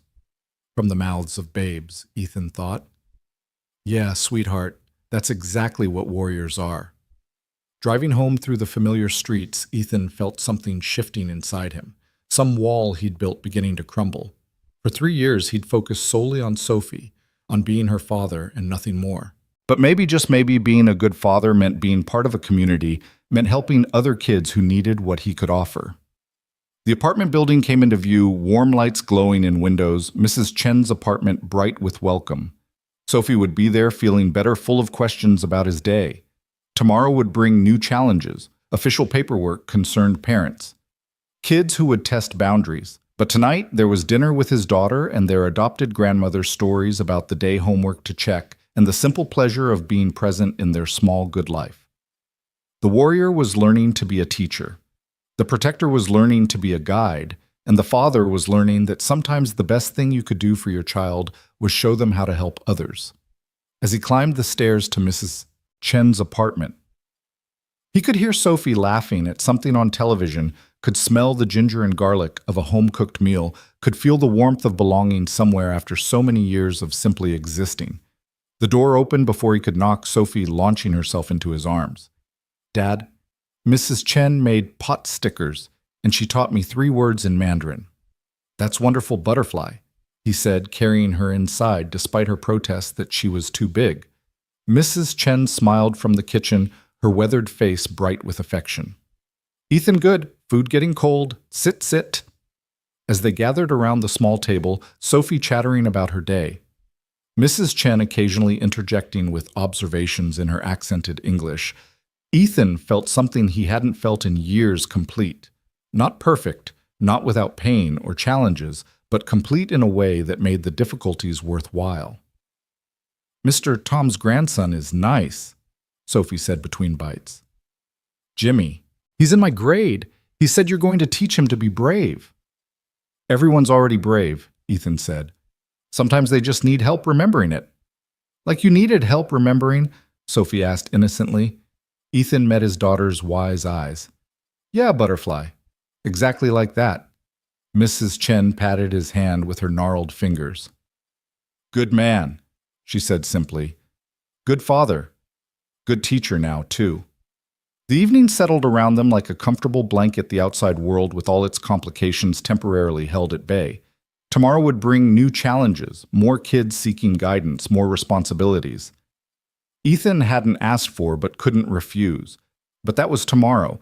Tonight there was just this family food and the quiet recognition that sometimes the life you build after everything falls apart can be even better than the one you lost. Not because the pain goes away, but because you learn to build something beautiful despite it. The next morning arrived with frost on the windows and Sophie bouncing on Ethan's bed at 5 o'clock, fully recovered and insisting she was ready for school. Her energy was infectious even at this ungodly hour, and Ethan found himself smiling despite the early wake-up call. Can I come with you to the early training? She asked, already dressed in jeans and her favorite purple sweater. Please, I promise I'll just watch. It's not a spectator sport, Butterfly. Then I'll help. I can paint lines or clean or whatever you have them doing. Ethan studied his daughter's eager face, recognizing Rachel's determination in those green eyes. Fine, but you follow the same rules as everyone else. No special treatment because you're my daughter. Deal. She practically vibrated with excitement. They arrived at school to find 12 students waiting in the cold morning air, their breath forming clouds in the darkness. The original 8 had been joined by 4 more, word spreading despite Ethan's preference for privacy. Among the new faces was Angela Reeves, Ms. Reeves' daughter, a senior who'd already been accepted to MIT, but looked lost in a way that had nothing to do with academics. Ms. Reeves, Ethan acknowledged. Your mother know you're here. She suggested it actually, Angela replied, her voice quiet but steady. Said I needed to learn there was more to life than perfect test scores. And what do you think?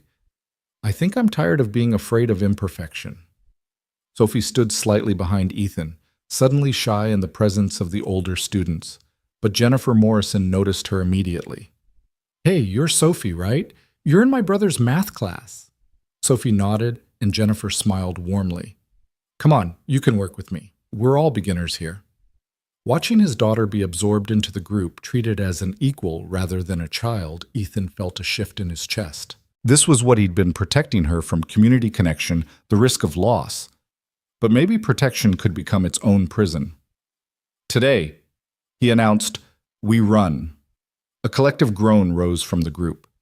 Not for speed, not for competition, he continued, for meditation. Running teaches you to work through discomfort, to find rhythm and struggle, to keep going when everything in you wants to stop. 3 miles together. Nobody finishes until everybody finishes. 3 miles, Jimmy protested weakly.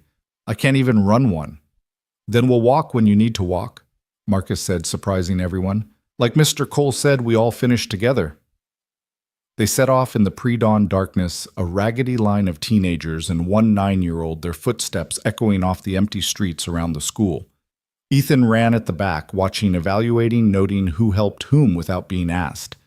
Derek naturally fell into pace with his sister. The Sato twins flanked Jimmy when he struggled. Angela helped Sophie when her shorter legs couldn't match the group's stride. Rebecca, despite her own labored breathing, offered encouragement to everyone who faltered. By the 2nd mile, they'd found their rhythm, not fast, not pretty, but steady. By the 3rd mile, they were moving as a unit, calling out encouragement, adjusting pace automatically to keep everyone together. When they finally returned to the school, sweaty and exhausted but triumphant, Ethan saw something in their faces that hadn't been there before: unity. How do you feel? He asked. Like death, Derek panted. Like accomplishment, his sister corrected. Both. Sophie chimed in, her face red but beaming. Both is good. Both is honest, Ethan agreed. Life is both. Pain and accomplishment, struggle and triumph. You can't have one without the other.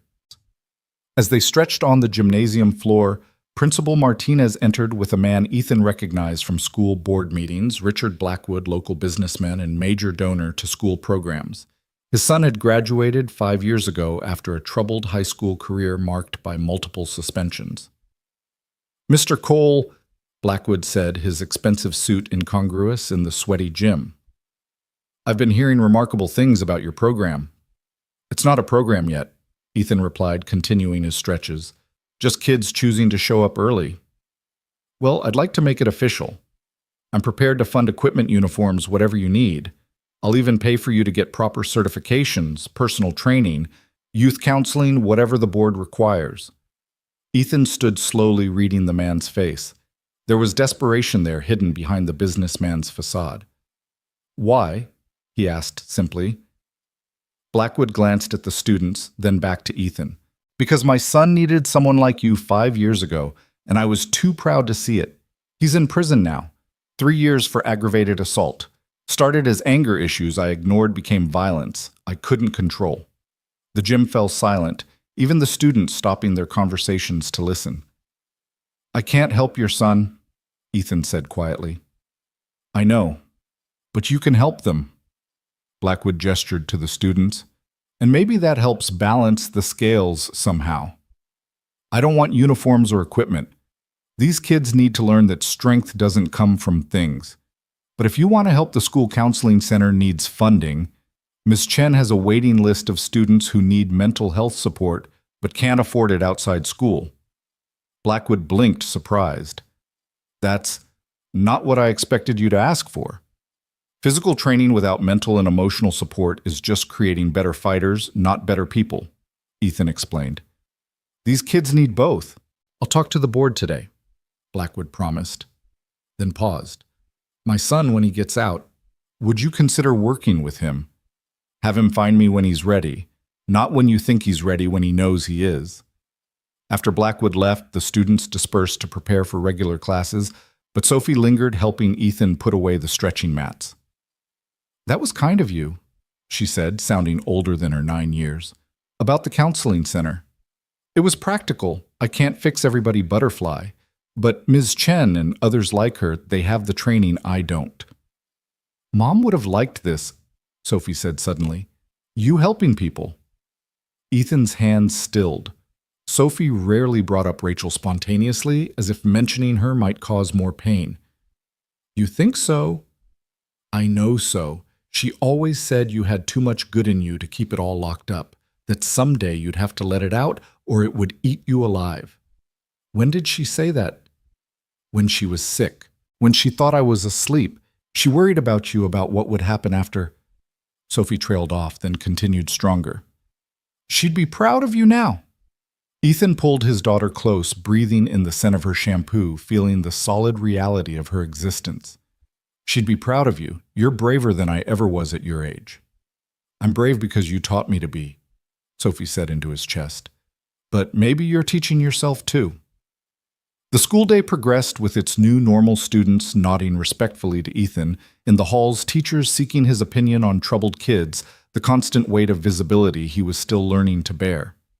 During lunch, he was surprised to find Agent Sarah Walker waiting in his maintenance room. Agent Walker, he said carefully, closing the door behind him. Just Sarah today, she said. I'm here unofficially, remember? People like you are never really off duty. She smiled slightly. Fair point, but I'm actually here about a personal matter. My nephew Danny. He's a sophomore here. Good kid, but his father, my brother, came back from Syria different. PTSD, drinking, domestic violence.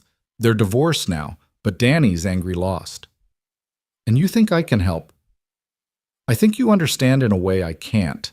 I've been in firefights, sure, but always with backup, always with extraction plans. You've been in the real shit, the kind that changes you at a molecular level. Ethan leaned against his workbench. What does Danny know about me? Nothing specific, just that you're the janitor who's been helping kids before school. He doesn't even know I'm talking to you. Keep it that way. If he shows up, it needs to be his choice. Sarah stood to leave, then turned back. You know we ran deep background on you after that video surfaced, the classified stuff missions that don't officially exist. Ethan's expression didn't change, but his body shifted subtly ready. Relax, Sarah said. I'm not here to out you or recruit you. I just wanted you to know that what you did over there, the people you saved, the threats you eliminated, it mattered. And what you're doing here matters too. Different battlefield, same war. The war for what? For the next generation to be better than we were. After she left, Ethan found himself staring at the small window in his maintenance room, watching students pass by in groups laughing, fighting, living their complicated teenage lives. Each one carrying invisible wounds, fighting invisible battles. His phone buzzed with a text from Jake Morrison in Dubai. Saw a news article about your school program. Proud of you, brother. When you're ready, there's work here that matters. Clean work. Protective details for schools and orphanages. Think about it. Ethan deleted the message, but the offer lingered in his mind. Clean work. Using his skills to protect rather than eliminate. But that would mean uprooting Sophie, leaving the stability they'd built. The afternoon brought an unexpected confrontation. Ethan was replacing ceiling tiles in the English wing when he heard raised voices from a nearby classroom. Through the door's window, he saw Mr. Harrison, the vice principal, aggressively berating a student, Danny Walker, if the family resemblance was accurate. "You think you're special because your father was a soldier," Harrison was saying. "That doesn't excuse missed assignments, Mr. Walker." "I didn't say it did," Danny replied, his voice tight with controlled anger. "Then stop acting like the world owes you something because Daddy has problems." The temperature in the room seemed to drop. Danny's fists clenched, his body coiling like a spring. Ethan recognized the signs, a young man about to make a life-altering mistake. He entered without knocking. "Mr. Harrison, you're needed in the main office. Principal Martinez asked for you." Harrison turned irritated. "I'm in the middle of now," Ethan said, his tone leaving no room for argument. Something in Ethan's expression must have penetrated Harrison's bluster because he left muttering about maintenance staff overstepping boundaries. Danny remained frozen, trembling with suppressed rage. "You want to hit something," Ethan observed. "He doesn't know anything about my father, about what he's been through." "No, he doesn't. Harrison's an ass who thinks proximity to power makes him powerful, but putting him through that window wouldn't change that." Danny laughed bitterly. "Would feel good, though. For about 30 seconds. Then there's assault charges, expulsion, your mom crying, your aunt disappointed. That worth 30 seconds of satisfaction. You're the janitor who fought those twins. I defended myself when challenged. Different thing entirely." Danny studied him with eyes that had seen too much for his 15 years. "My dad used to say violence was sometimes the only answer. Your dad's not wrong. Sometimes it is. But 99% of the time it's not, and wisdom is knowing the difference." "How do you know about my dad?" "I don't, but I know that look in your eyes. Saw it in the mirror for years." Danny was quiet for a moment. "The morning training sessions, are they real or just more bullshit adult supervision?" "Show up tomorrow and find out." 5:30 Souths. 5:40. Bring running shoes. That evening, Ethan found himself in Principal Martinez's office with Sarah Chen, the counselor, and surprisingly, Dr. Hiroshi Sato. "Thank you for coming, Mr. Cole," Martinez began. "We've been discussing your informal program and how to best support it." "I've drafted a proposal," Sarah Chen said, sliding a document across the desk. "Official after-school program 3 days a week with optional morning sessions. You'd be a contracted instructor, not replacing your current position but supplementing it." "The pay is minimal," Martinez added apologetically.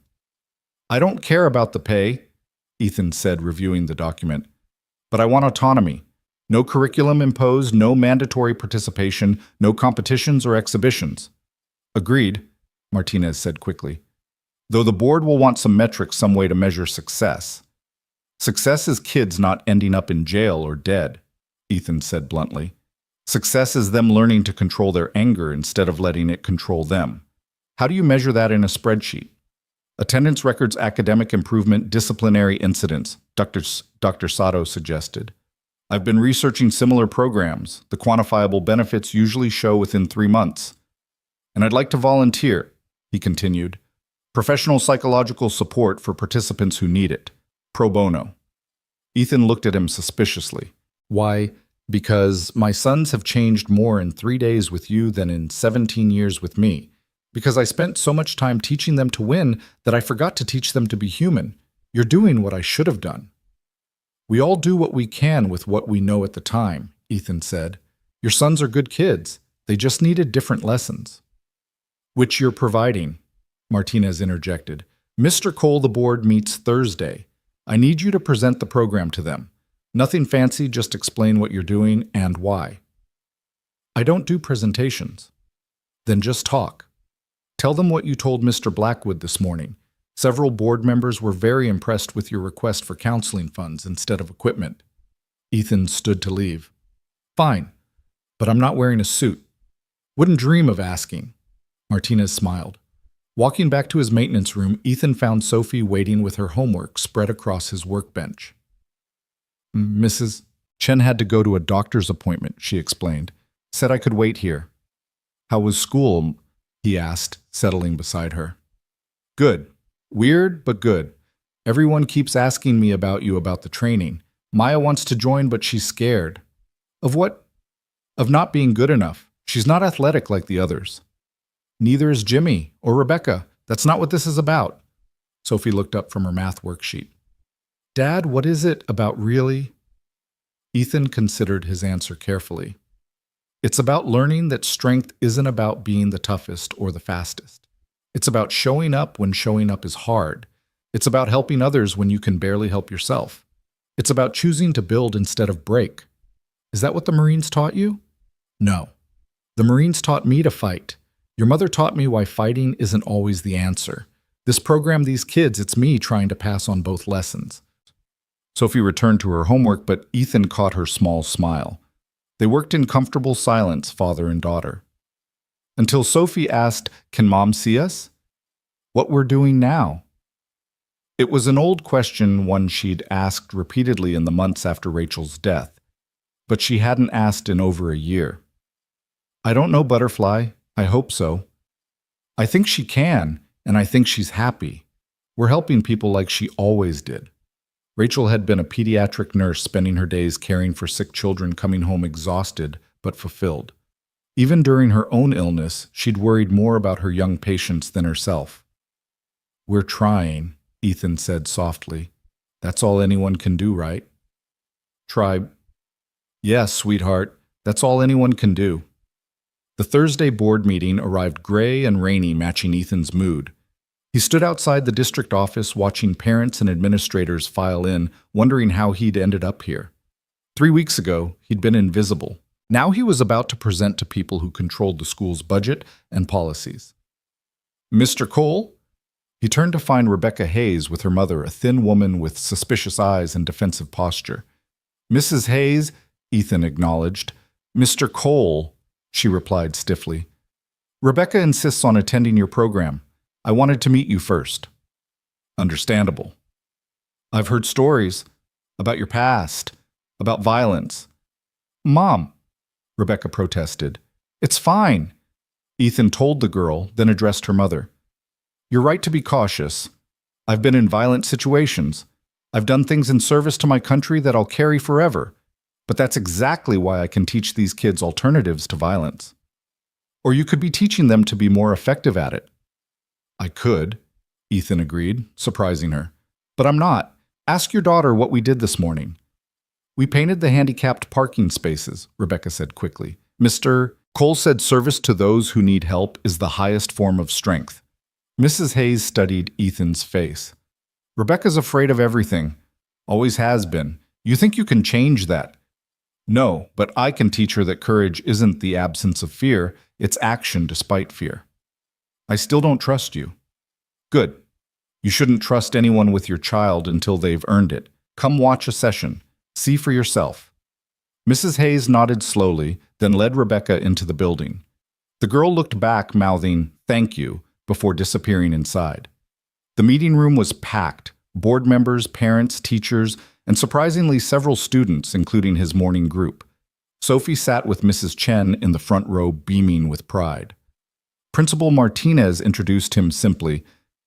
Mr. Cole has been working with students before and after school teaching what he calls life skills. He's here to formalize the program. Ethan stood feeling the weight of expectations. He'd briefed presidents and generals, but somehow facing these parents felt more daunting. I'm not a teacher, he began. I'm not a counselor or coach. I'm a janitor who knows what it's like to be angry, lost, and looking for purpose. 3 weeks ago, I was challenged to a fight by 2 students who thought strength meant domination. Instead of fighting, I showed them that real strength is restraint.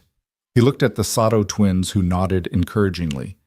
Since then, students have been showing up asking to learn. Not martial arts, though there's some of that. They want to learn how to control their anger, how to channel their fear, how to be better than their worst impulses. What qualifies you to teach this? A board member asked. 8 years in the Marines, including combat deployments. More importantly, 3 years raising my daughter alone after losing my wife. The first taught me to fight. The second taught me when not to. Are you teaching them violence? Mrs. Hayes asked from the audience. I'm teaching them that violence is the last resort of the incompetent. That true strength is building up, not tearing down. This morning, 12 students ran 3 miles together, painted parking spaces, and talked about how to handle bullying without throwing punches. What about liability? Another board member asked. Richard Blackwood stood. I'll personally insure the program. Full coverage, no cost to the district. Murmurs rippled through the room. Mr. Cole, the board president said, what do you need from us? Permission to use school facilities, background checks for any adult volunteers, and trust that I'm not trying to create fighters, I'm trying to create citizens. I'd like to speak. Everyone turned to see Derek Morrison standing his sister trying to pull him back down. I'm Derek Morrison. 2 weeks ago, I was the school bully. I pushed kids around because I was angry about my dad leaving. Mr. Cole could have humiliated me when I tried to start a fight. Instead, he talked to me. He showed me that anger doesn't have to be destructive. He paused, gathering courage. This morning, I helped a freshman with his locker combination instead of shoving him into it. That's what Mr. Cole teaches. Not how to fight, but how not to. One by one, other students stood sharing their experiences. Marcus talked about learning to protect without violence. Jennifer discussed finding purpose through service. Jimmy, voice shaking, explained how the morning runs helped with his anxiety. Finally, Sophie stood, all 4'0" of her. My dad is the strongest person I know, she said clearly, not because he can fight, but because he chooses not to. He teaches that to everyone who's willing to learn. Isn't that what school is supposed to be about? The room was silent for a moment, then Blackwood started clapping. Others joined, and soon the room filled with applause. The board president called for a vote. It was unanimous. Afterward, as people filed out, Ethan found himself surrounded by parents with questions, students with gratitude, and teachers with referrals. Through the crowd, he saw Sarah Walker slip out, giving him a subtle nod of approval. Mr. Cole, Dr. Sato approached with his sons. My boys have something to say. Riku stepped forward. We were wrong about everything. Strength, respect, what it means to be warriors. You've shown us a better way.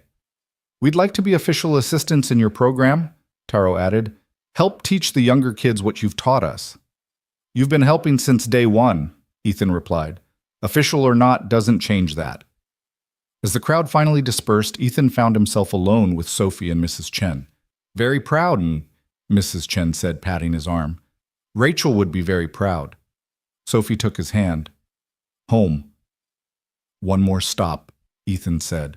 They drove to the cemetery as the rain stopped, leaving the world clean and fresh. Rachel's headstone was simple, beloved wife and mother, her light lives on. Ethan and Sophie stood quietly, each lost in their own thoughts. I told her about the program, Sophie finally said. I think she heard me. What did you tell her? That you're teaching people what she taught you, that love is stronger than hate, that building is better than breaking, that everyone deserves a chance to be better. Ethan knelt beside his daughter. You know what I think she did hear you, and I think she'd say we're doing exactly what we're supposed to be doing. Being helpers, being human. They stood there a while longer as the sun broke through the clouds, casting rainbow patterns through the water droplets on the grass.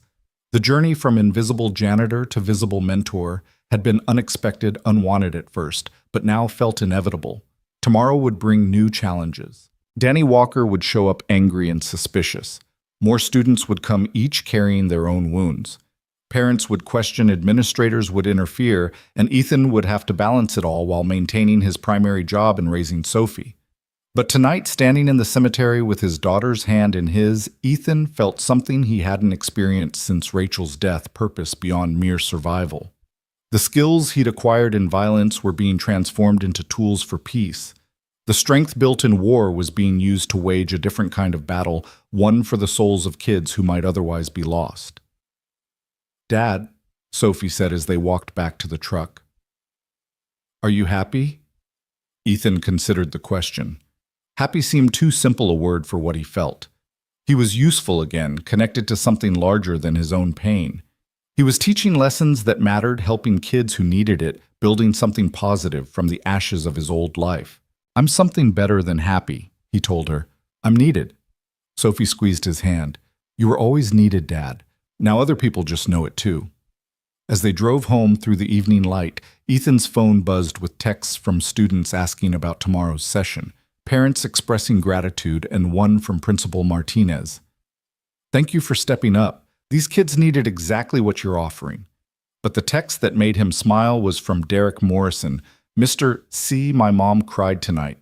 Good tears. Said I seemed like her son again instead of the angry stranger I'd become. Thank you." This was why he'd said yes to the program, why he'd stepped out of the shadows. Not for recognition or redemption, but for the possibility that broken kids could be helped by a broken man who'd learned how to function despite the cracks. The Friday morning after the board meeting dawned crisp and clear, with 22 students waiting in the pre-dawn darkness. Danny Walker stood apart from the group, his body language screaming reluctance and defiance, but he was there. That was what mattered. 22, Ethan said, surveying the group. Too many for one instructor. "We can help," Riku offered immediately, Taro nodding beside him. "As can I," a new voice said from behind them. Everyone turned to see Master Sato in workout clothes rather than his usual ji or business suit. "If you'll have me as a student, not a teacher," Ethan studied the older man, reading sincerity in his posture. "Get in line then. We run first." The run that morning was different. With more bodies, the group naturally split into smaller clusters based on ability. The Sato twins ran with the newer students, pacing them, offering encouragement. Marcus helped Jimmy when he stumbled. Angela ran beside Sophie, the MIT-bound senior, and the 9-year-old, finding an unexpected rhythm together. Danny Walker ran alone, pushing himself harder than necessary, as if trying to prove something. Ethan fell into pace beside him. "Running from something or toward something?" Ethan asked. "Does it matter?" Danny panted. "Every step we take is a choice, away from or toward, knowing which changes everything." "My dad says running is weakness." "Your dad's wrong. Running is movement. Movement is life. Stagnation is death." They ran in silence for a while before Danny said, "He hit my mom, before the divorce. Hit me too when I tried to stop him. And now you want to hit everyone. Wouldn't you?" "I did. For years. Then I realized I was becoming what I hated." "So what changed?" Ethan thought of Rachel, of Sophie, of the moment he'd held his newborn daughter and promised to be better than his rage. "I found something worth building instead of breaking." When they returned to school, sweating and exhausted, they found Principal Martinez waiting with a woman Ethan didn't recognize, mid-40s professional blazer, sharp eyes that missed nothing. "Mr. Cole, this is Dr. Amanda Richards from the State Education Department. She's here about your program." Ethan's jaw tightened. "Already, it was just approved yesterday." "Relax," Dr. Richards said, extending her hand. "I'm here to help. Your program has attracted attention at the state level. We want to potentially replicate it in other districts. It's been less than a month, but the results are already showing. Derek Morrison hasn't had a disciplinary incident in 2 weeks. That's a record. The Sato twins are volunteering 20 hours a week. Marcus Williams' grades have improved across the board." She pulled out a tablet, scrolling through data. "Whatever you're doing, it's working. What I'm doing is specific to these kids this place. You can't replicate relationship." "No, but we can replicate structure. Morning physical activity, afternoon service work, peer mentorship, adult guidance, without judgment. These are transferable concepts." Master Sato stepped forward, still breathing hard from the run. "Dr. Richards, with respect, you're missing the point. Mr. Cole isn't successful because of his structure. He's successful because he's authentic. These kids respond to him because he's been where they are." And we can find other veterans, other people with similar backgrounds. It's not about background, Sophie interrupted, surprising everyone with her boldness. It's about seeing us, really seeing us, not as problems to fix or statistics to improve, but as people.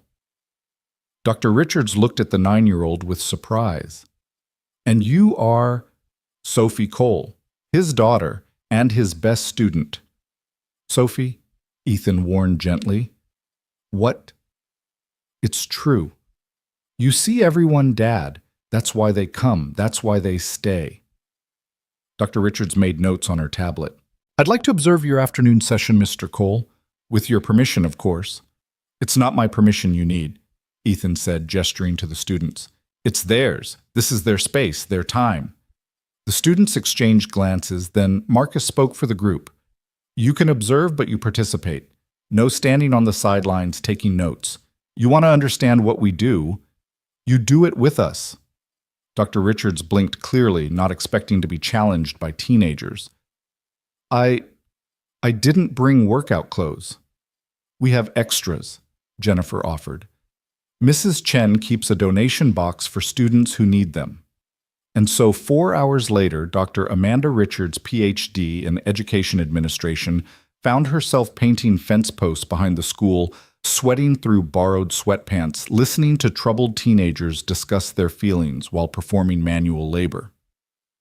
This is therapy, she said to Ethan during a water break. You're running group therapy disguised as work detail. I'm running nothing, Ethan corrected.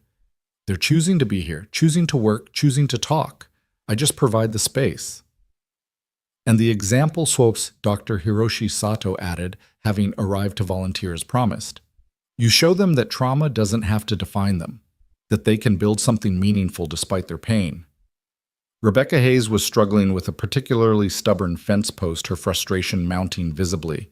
Before Ethan could intervene, Danny Walker moved to help her, showing her how to use leverage rather than force.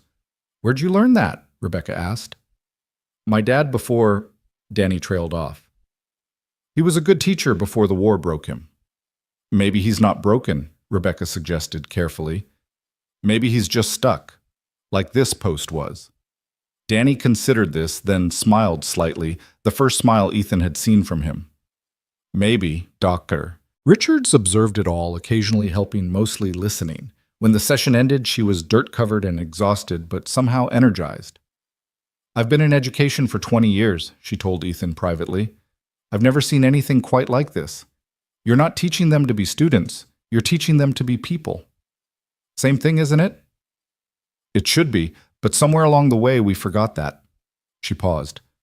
I'm going to recommend state funding for your program, significant funding, but I need you to document what you do, create some kind of curriculum that others can follow.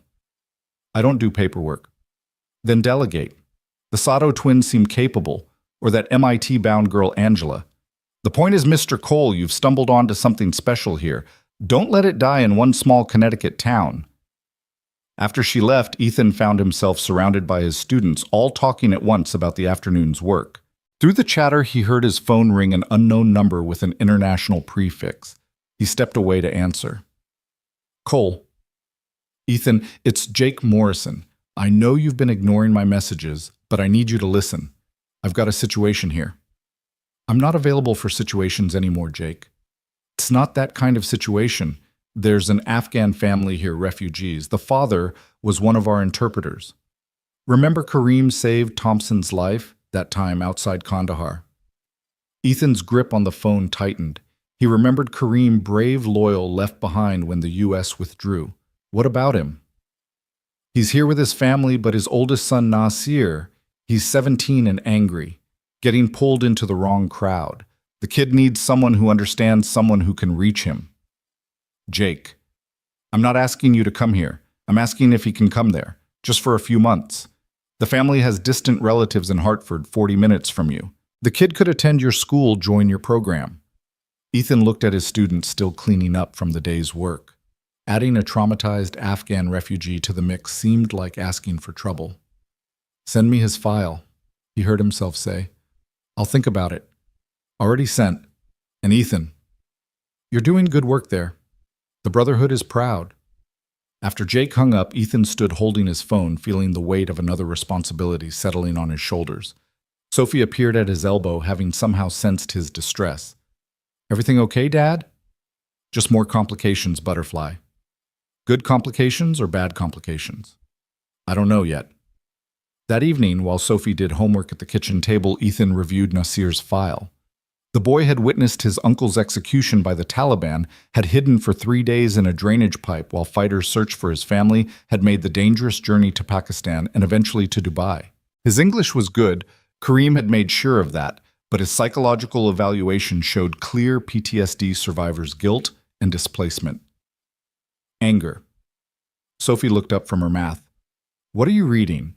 "Information about a boy who might join our program." "Is he in trouble?" "He's lost." "Then he should come.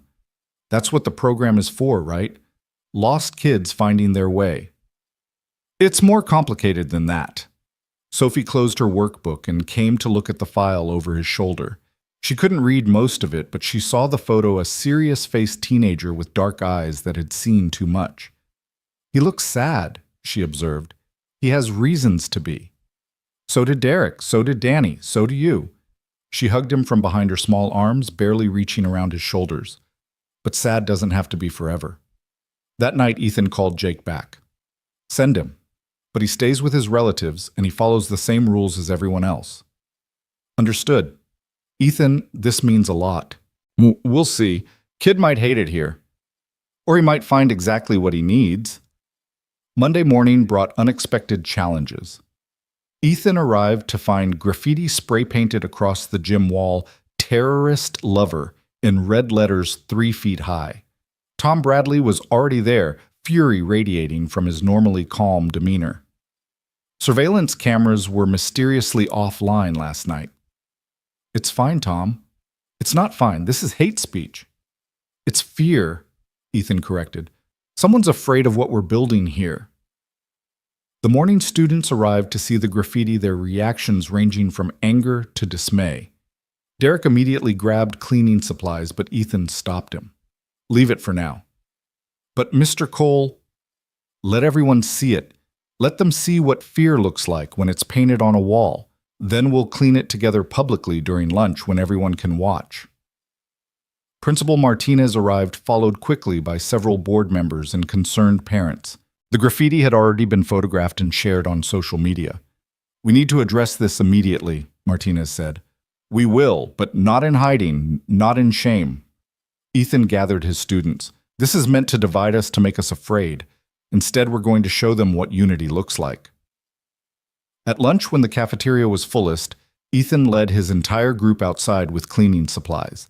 But instead of just cleaning, they turned it into an event. Someone started playing music from a portable speaker. Students who weren't part of the program joined in. Teachers abandoned their lunch breaks to help. Within an hour, the wall was clean, but more importantly, a crowd of over 200 students and staff had participated. What started as an act of hate became a demonstration of community. "Mr. Cole," a voice called out.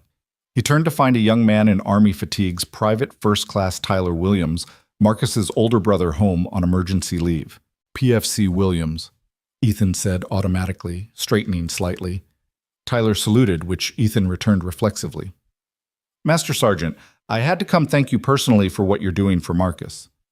"I'm not a Master Sergeant anymore, just a janitor." "With respect, sir, once a Marine, always a Marine." Tyler glanced at his brother, who was helping younger students with the cleaning. "He's different. Better. Mom says it's because of you."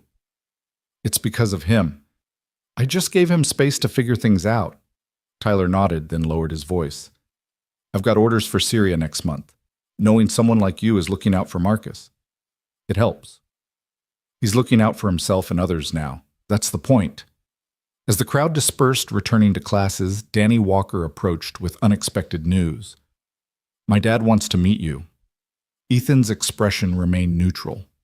"Why?" "My aunt, Agent Walker. She told him about the program. He's trying to get better. VA therapy and stuff. He said maybe talking to another vet would help."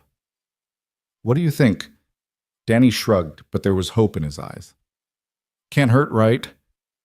"He's already at rock bottom. Have him come to tomorrow's afternoon session. He can observe. He wants to participate. Then he follows the same rules as everyone else. No special treatment, no war stories, no comparing scars. He works, he listens, he learns. That afternoon, Nasir arrived with his father Kareem, both looking overwhelmed by the American high school environment.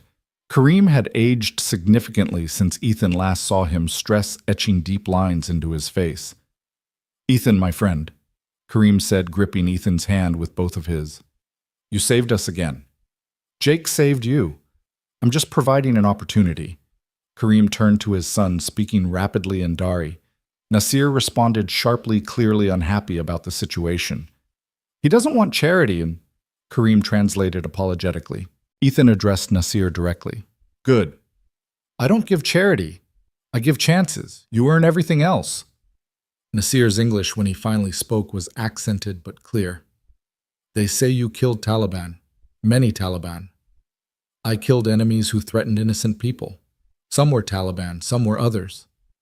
My uncle, they killed him because he helped Americans, because he believed in something better." "And what do you believe in?" Nasir was quiet for a long moment. "Nothing anymore." "Then you'll fit right in. Half these kids believed in nothing when they started. Now they believe in each other." Sophie, who had been quietly observing, stepped forward. "I'm Sophie. You can sit with me at lunch if you want. I know what it's like to be new and scared." Nasir looked at the small girl with surprise. "I am not scared."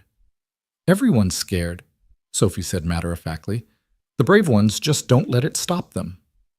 Tuesday's afternoon session was unusually tense. Staff Sergeant Robert Walker, retired, stood at the edge of the group, his body rigid with military bearing despite his obvious discomfort.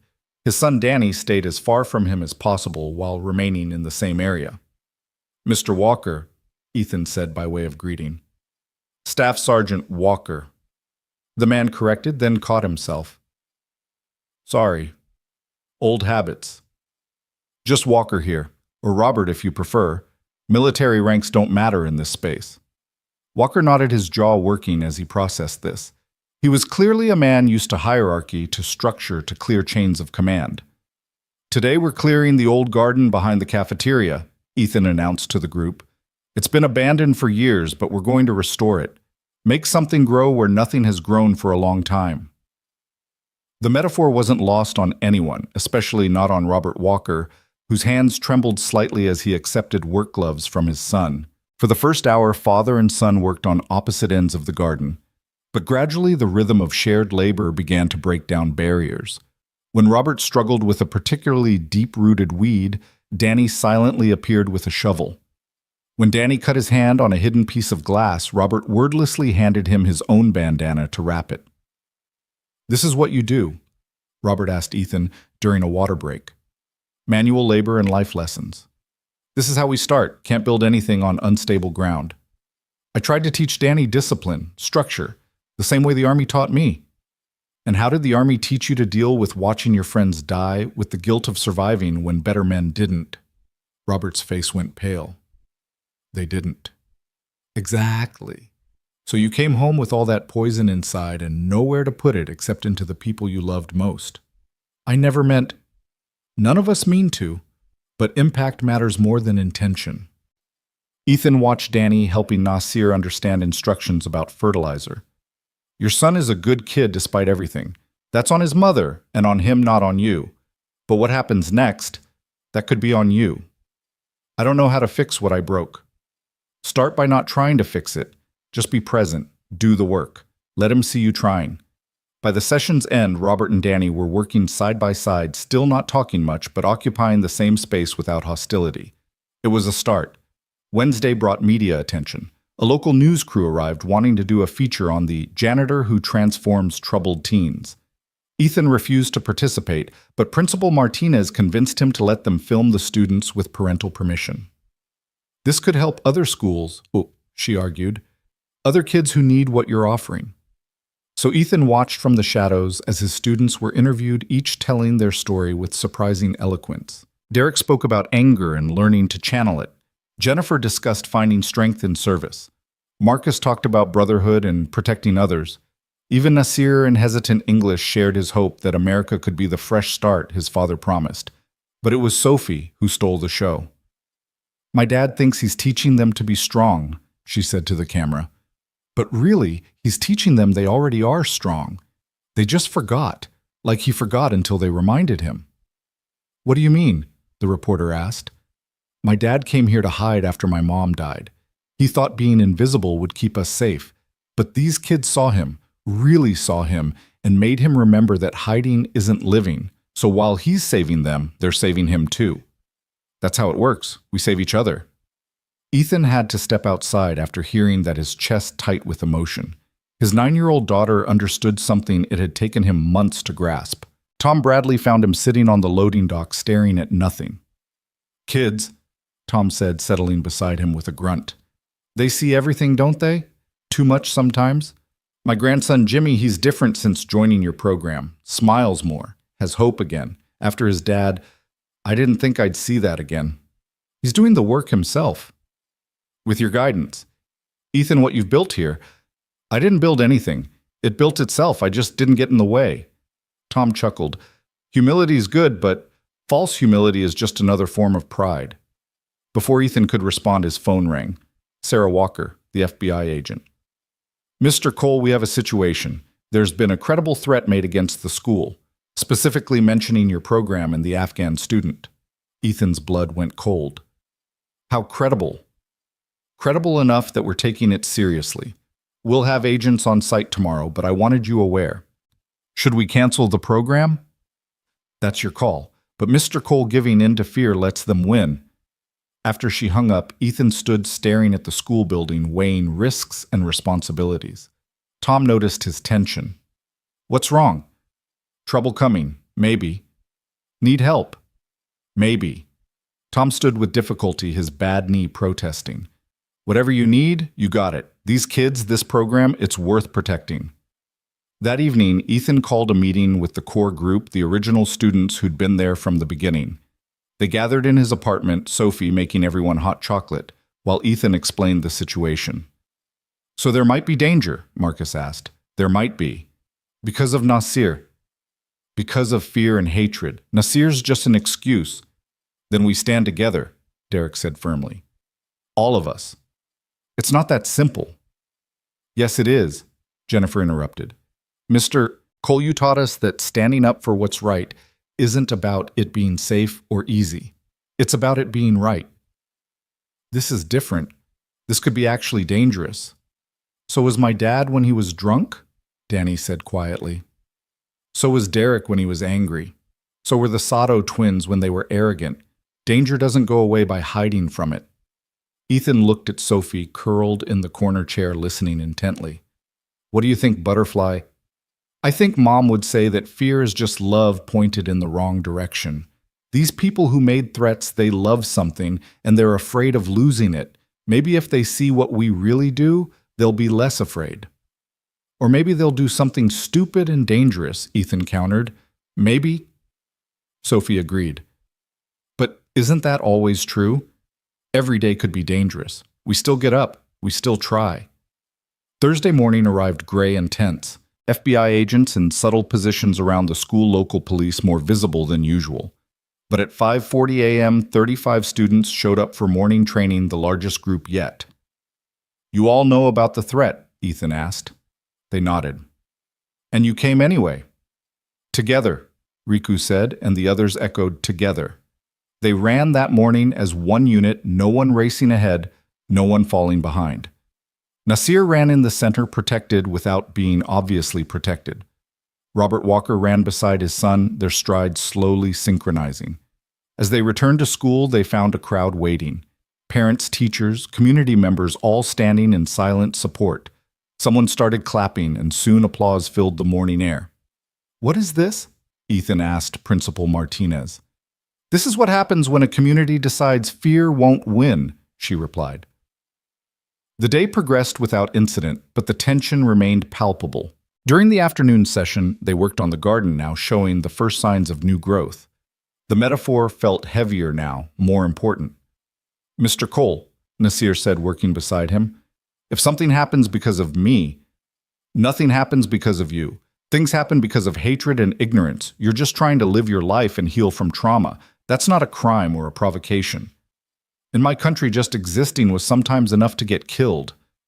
This isn't Afghanistan, and even if danger comes, you don't face it alone. Look around. Nasir had seen dozens of students working together, laughing together, protecting each other just by being present. This is America, he asked. This is what America can be, Ethan corrected, when we remember what we're supposed to be about. As the session ended without incident, the FBI agents began to withdraw. The threat, it seemed, had been just that, a threat meant to inspire fear rather than action. Cowards, Derek spat, making threats they won't follow through on. Be grateful they're cowards, Ethan told him. Real violence is nothing to wish for. That evening, as Ethan and Sophie prepared dinner in their small apartment, she asked, "Were you scared today?" "Terrified," he admitted, "but you didn't show it. Part of being a leader is carrying fear so others don't have to." "That sounds lonely." "It can be." Sophie hugged him tightly. "Good thing you're not alone then." Friday's morning session felt like a celebration. The threat had passed, the community had stood together, and something fundamental had shifted. The program wasn't just about individual healing anymore, it was about collective strength. Dr. Richards returned this time with a camera crew and several state officials. "Mr. Cole, the governor, wants to fund programs like yours in every district. We need you to help train facilitators." "I told you this isn't reproducible. The specifics aren't," she agreed. "But the principles are. Physical activity, meaningful work, peer support, adult mentorship without judgment. These concepts can be adapted." "And what about when those programs face threats? When communities push back against helping troubled kids or refugees? Then they'll need leaders with courage. Like you." Ethan looked at his students, all listening to the conversation. "I'm not the leader here. They are. Each other's leaders, their own leaders. I just gave them space to discover that." "Then help us give other kids that same space." Before Ethan could respond, Master Sato stepped forward. "I'll help. My dojo has locations statewide. We can provide facilities trainers who understand Mr. Cole's methods." "As will I," Dr. Hiroshi Sato added. "Psychological support for programs statewide." One by one, others offered resources. Robert Walker talked about connecting with veteran networks. Parents offered professional skills. Teachers volunteered time. "You see," Dr. Richards said to Ethan, "you started something that's become bigger than you. That's what real change looks like." As the morning session ended and students dispersed to regular classes, Ethan found himself standing with Sophie in the garden they'd restored. Green shoots pushed through dark soil, reaching toward sunlight. "Mom would be so proud," Sophie said softly. "Of you or the program?" "Both, but mostly of you, Dad. You stopped hiding. I hid to protect you. I know, but I don't need protection from life, Dad. I need to learn how to live it, and you're teaching me that. You're teaching all of us that."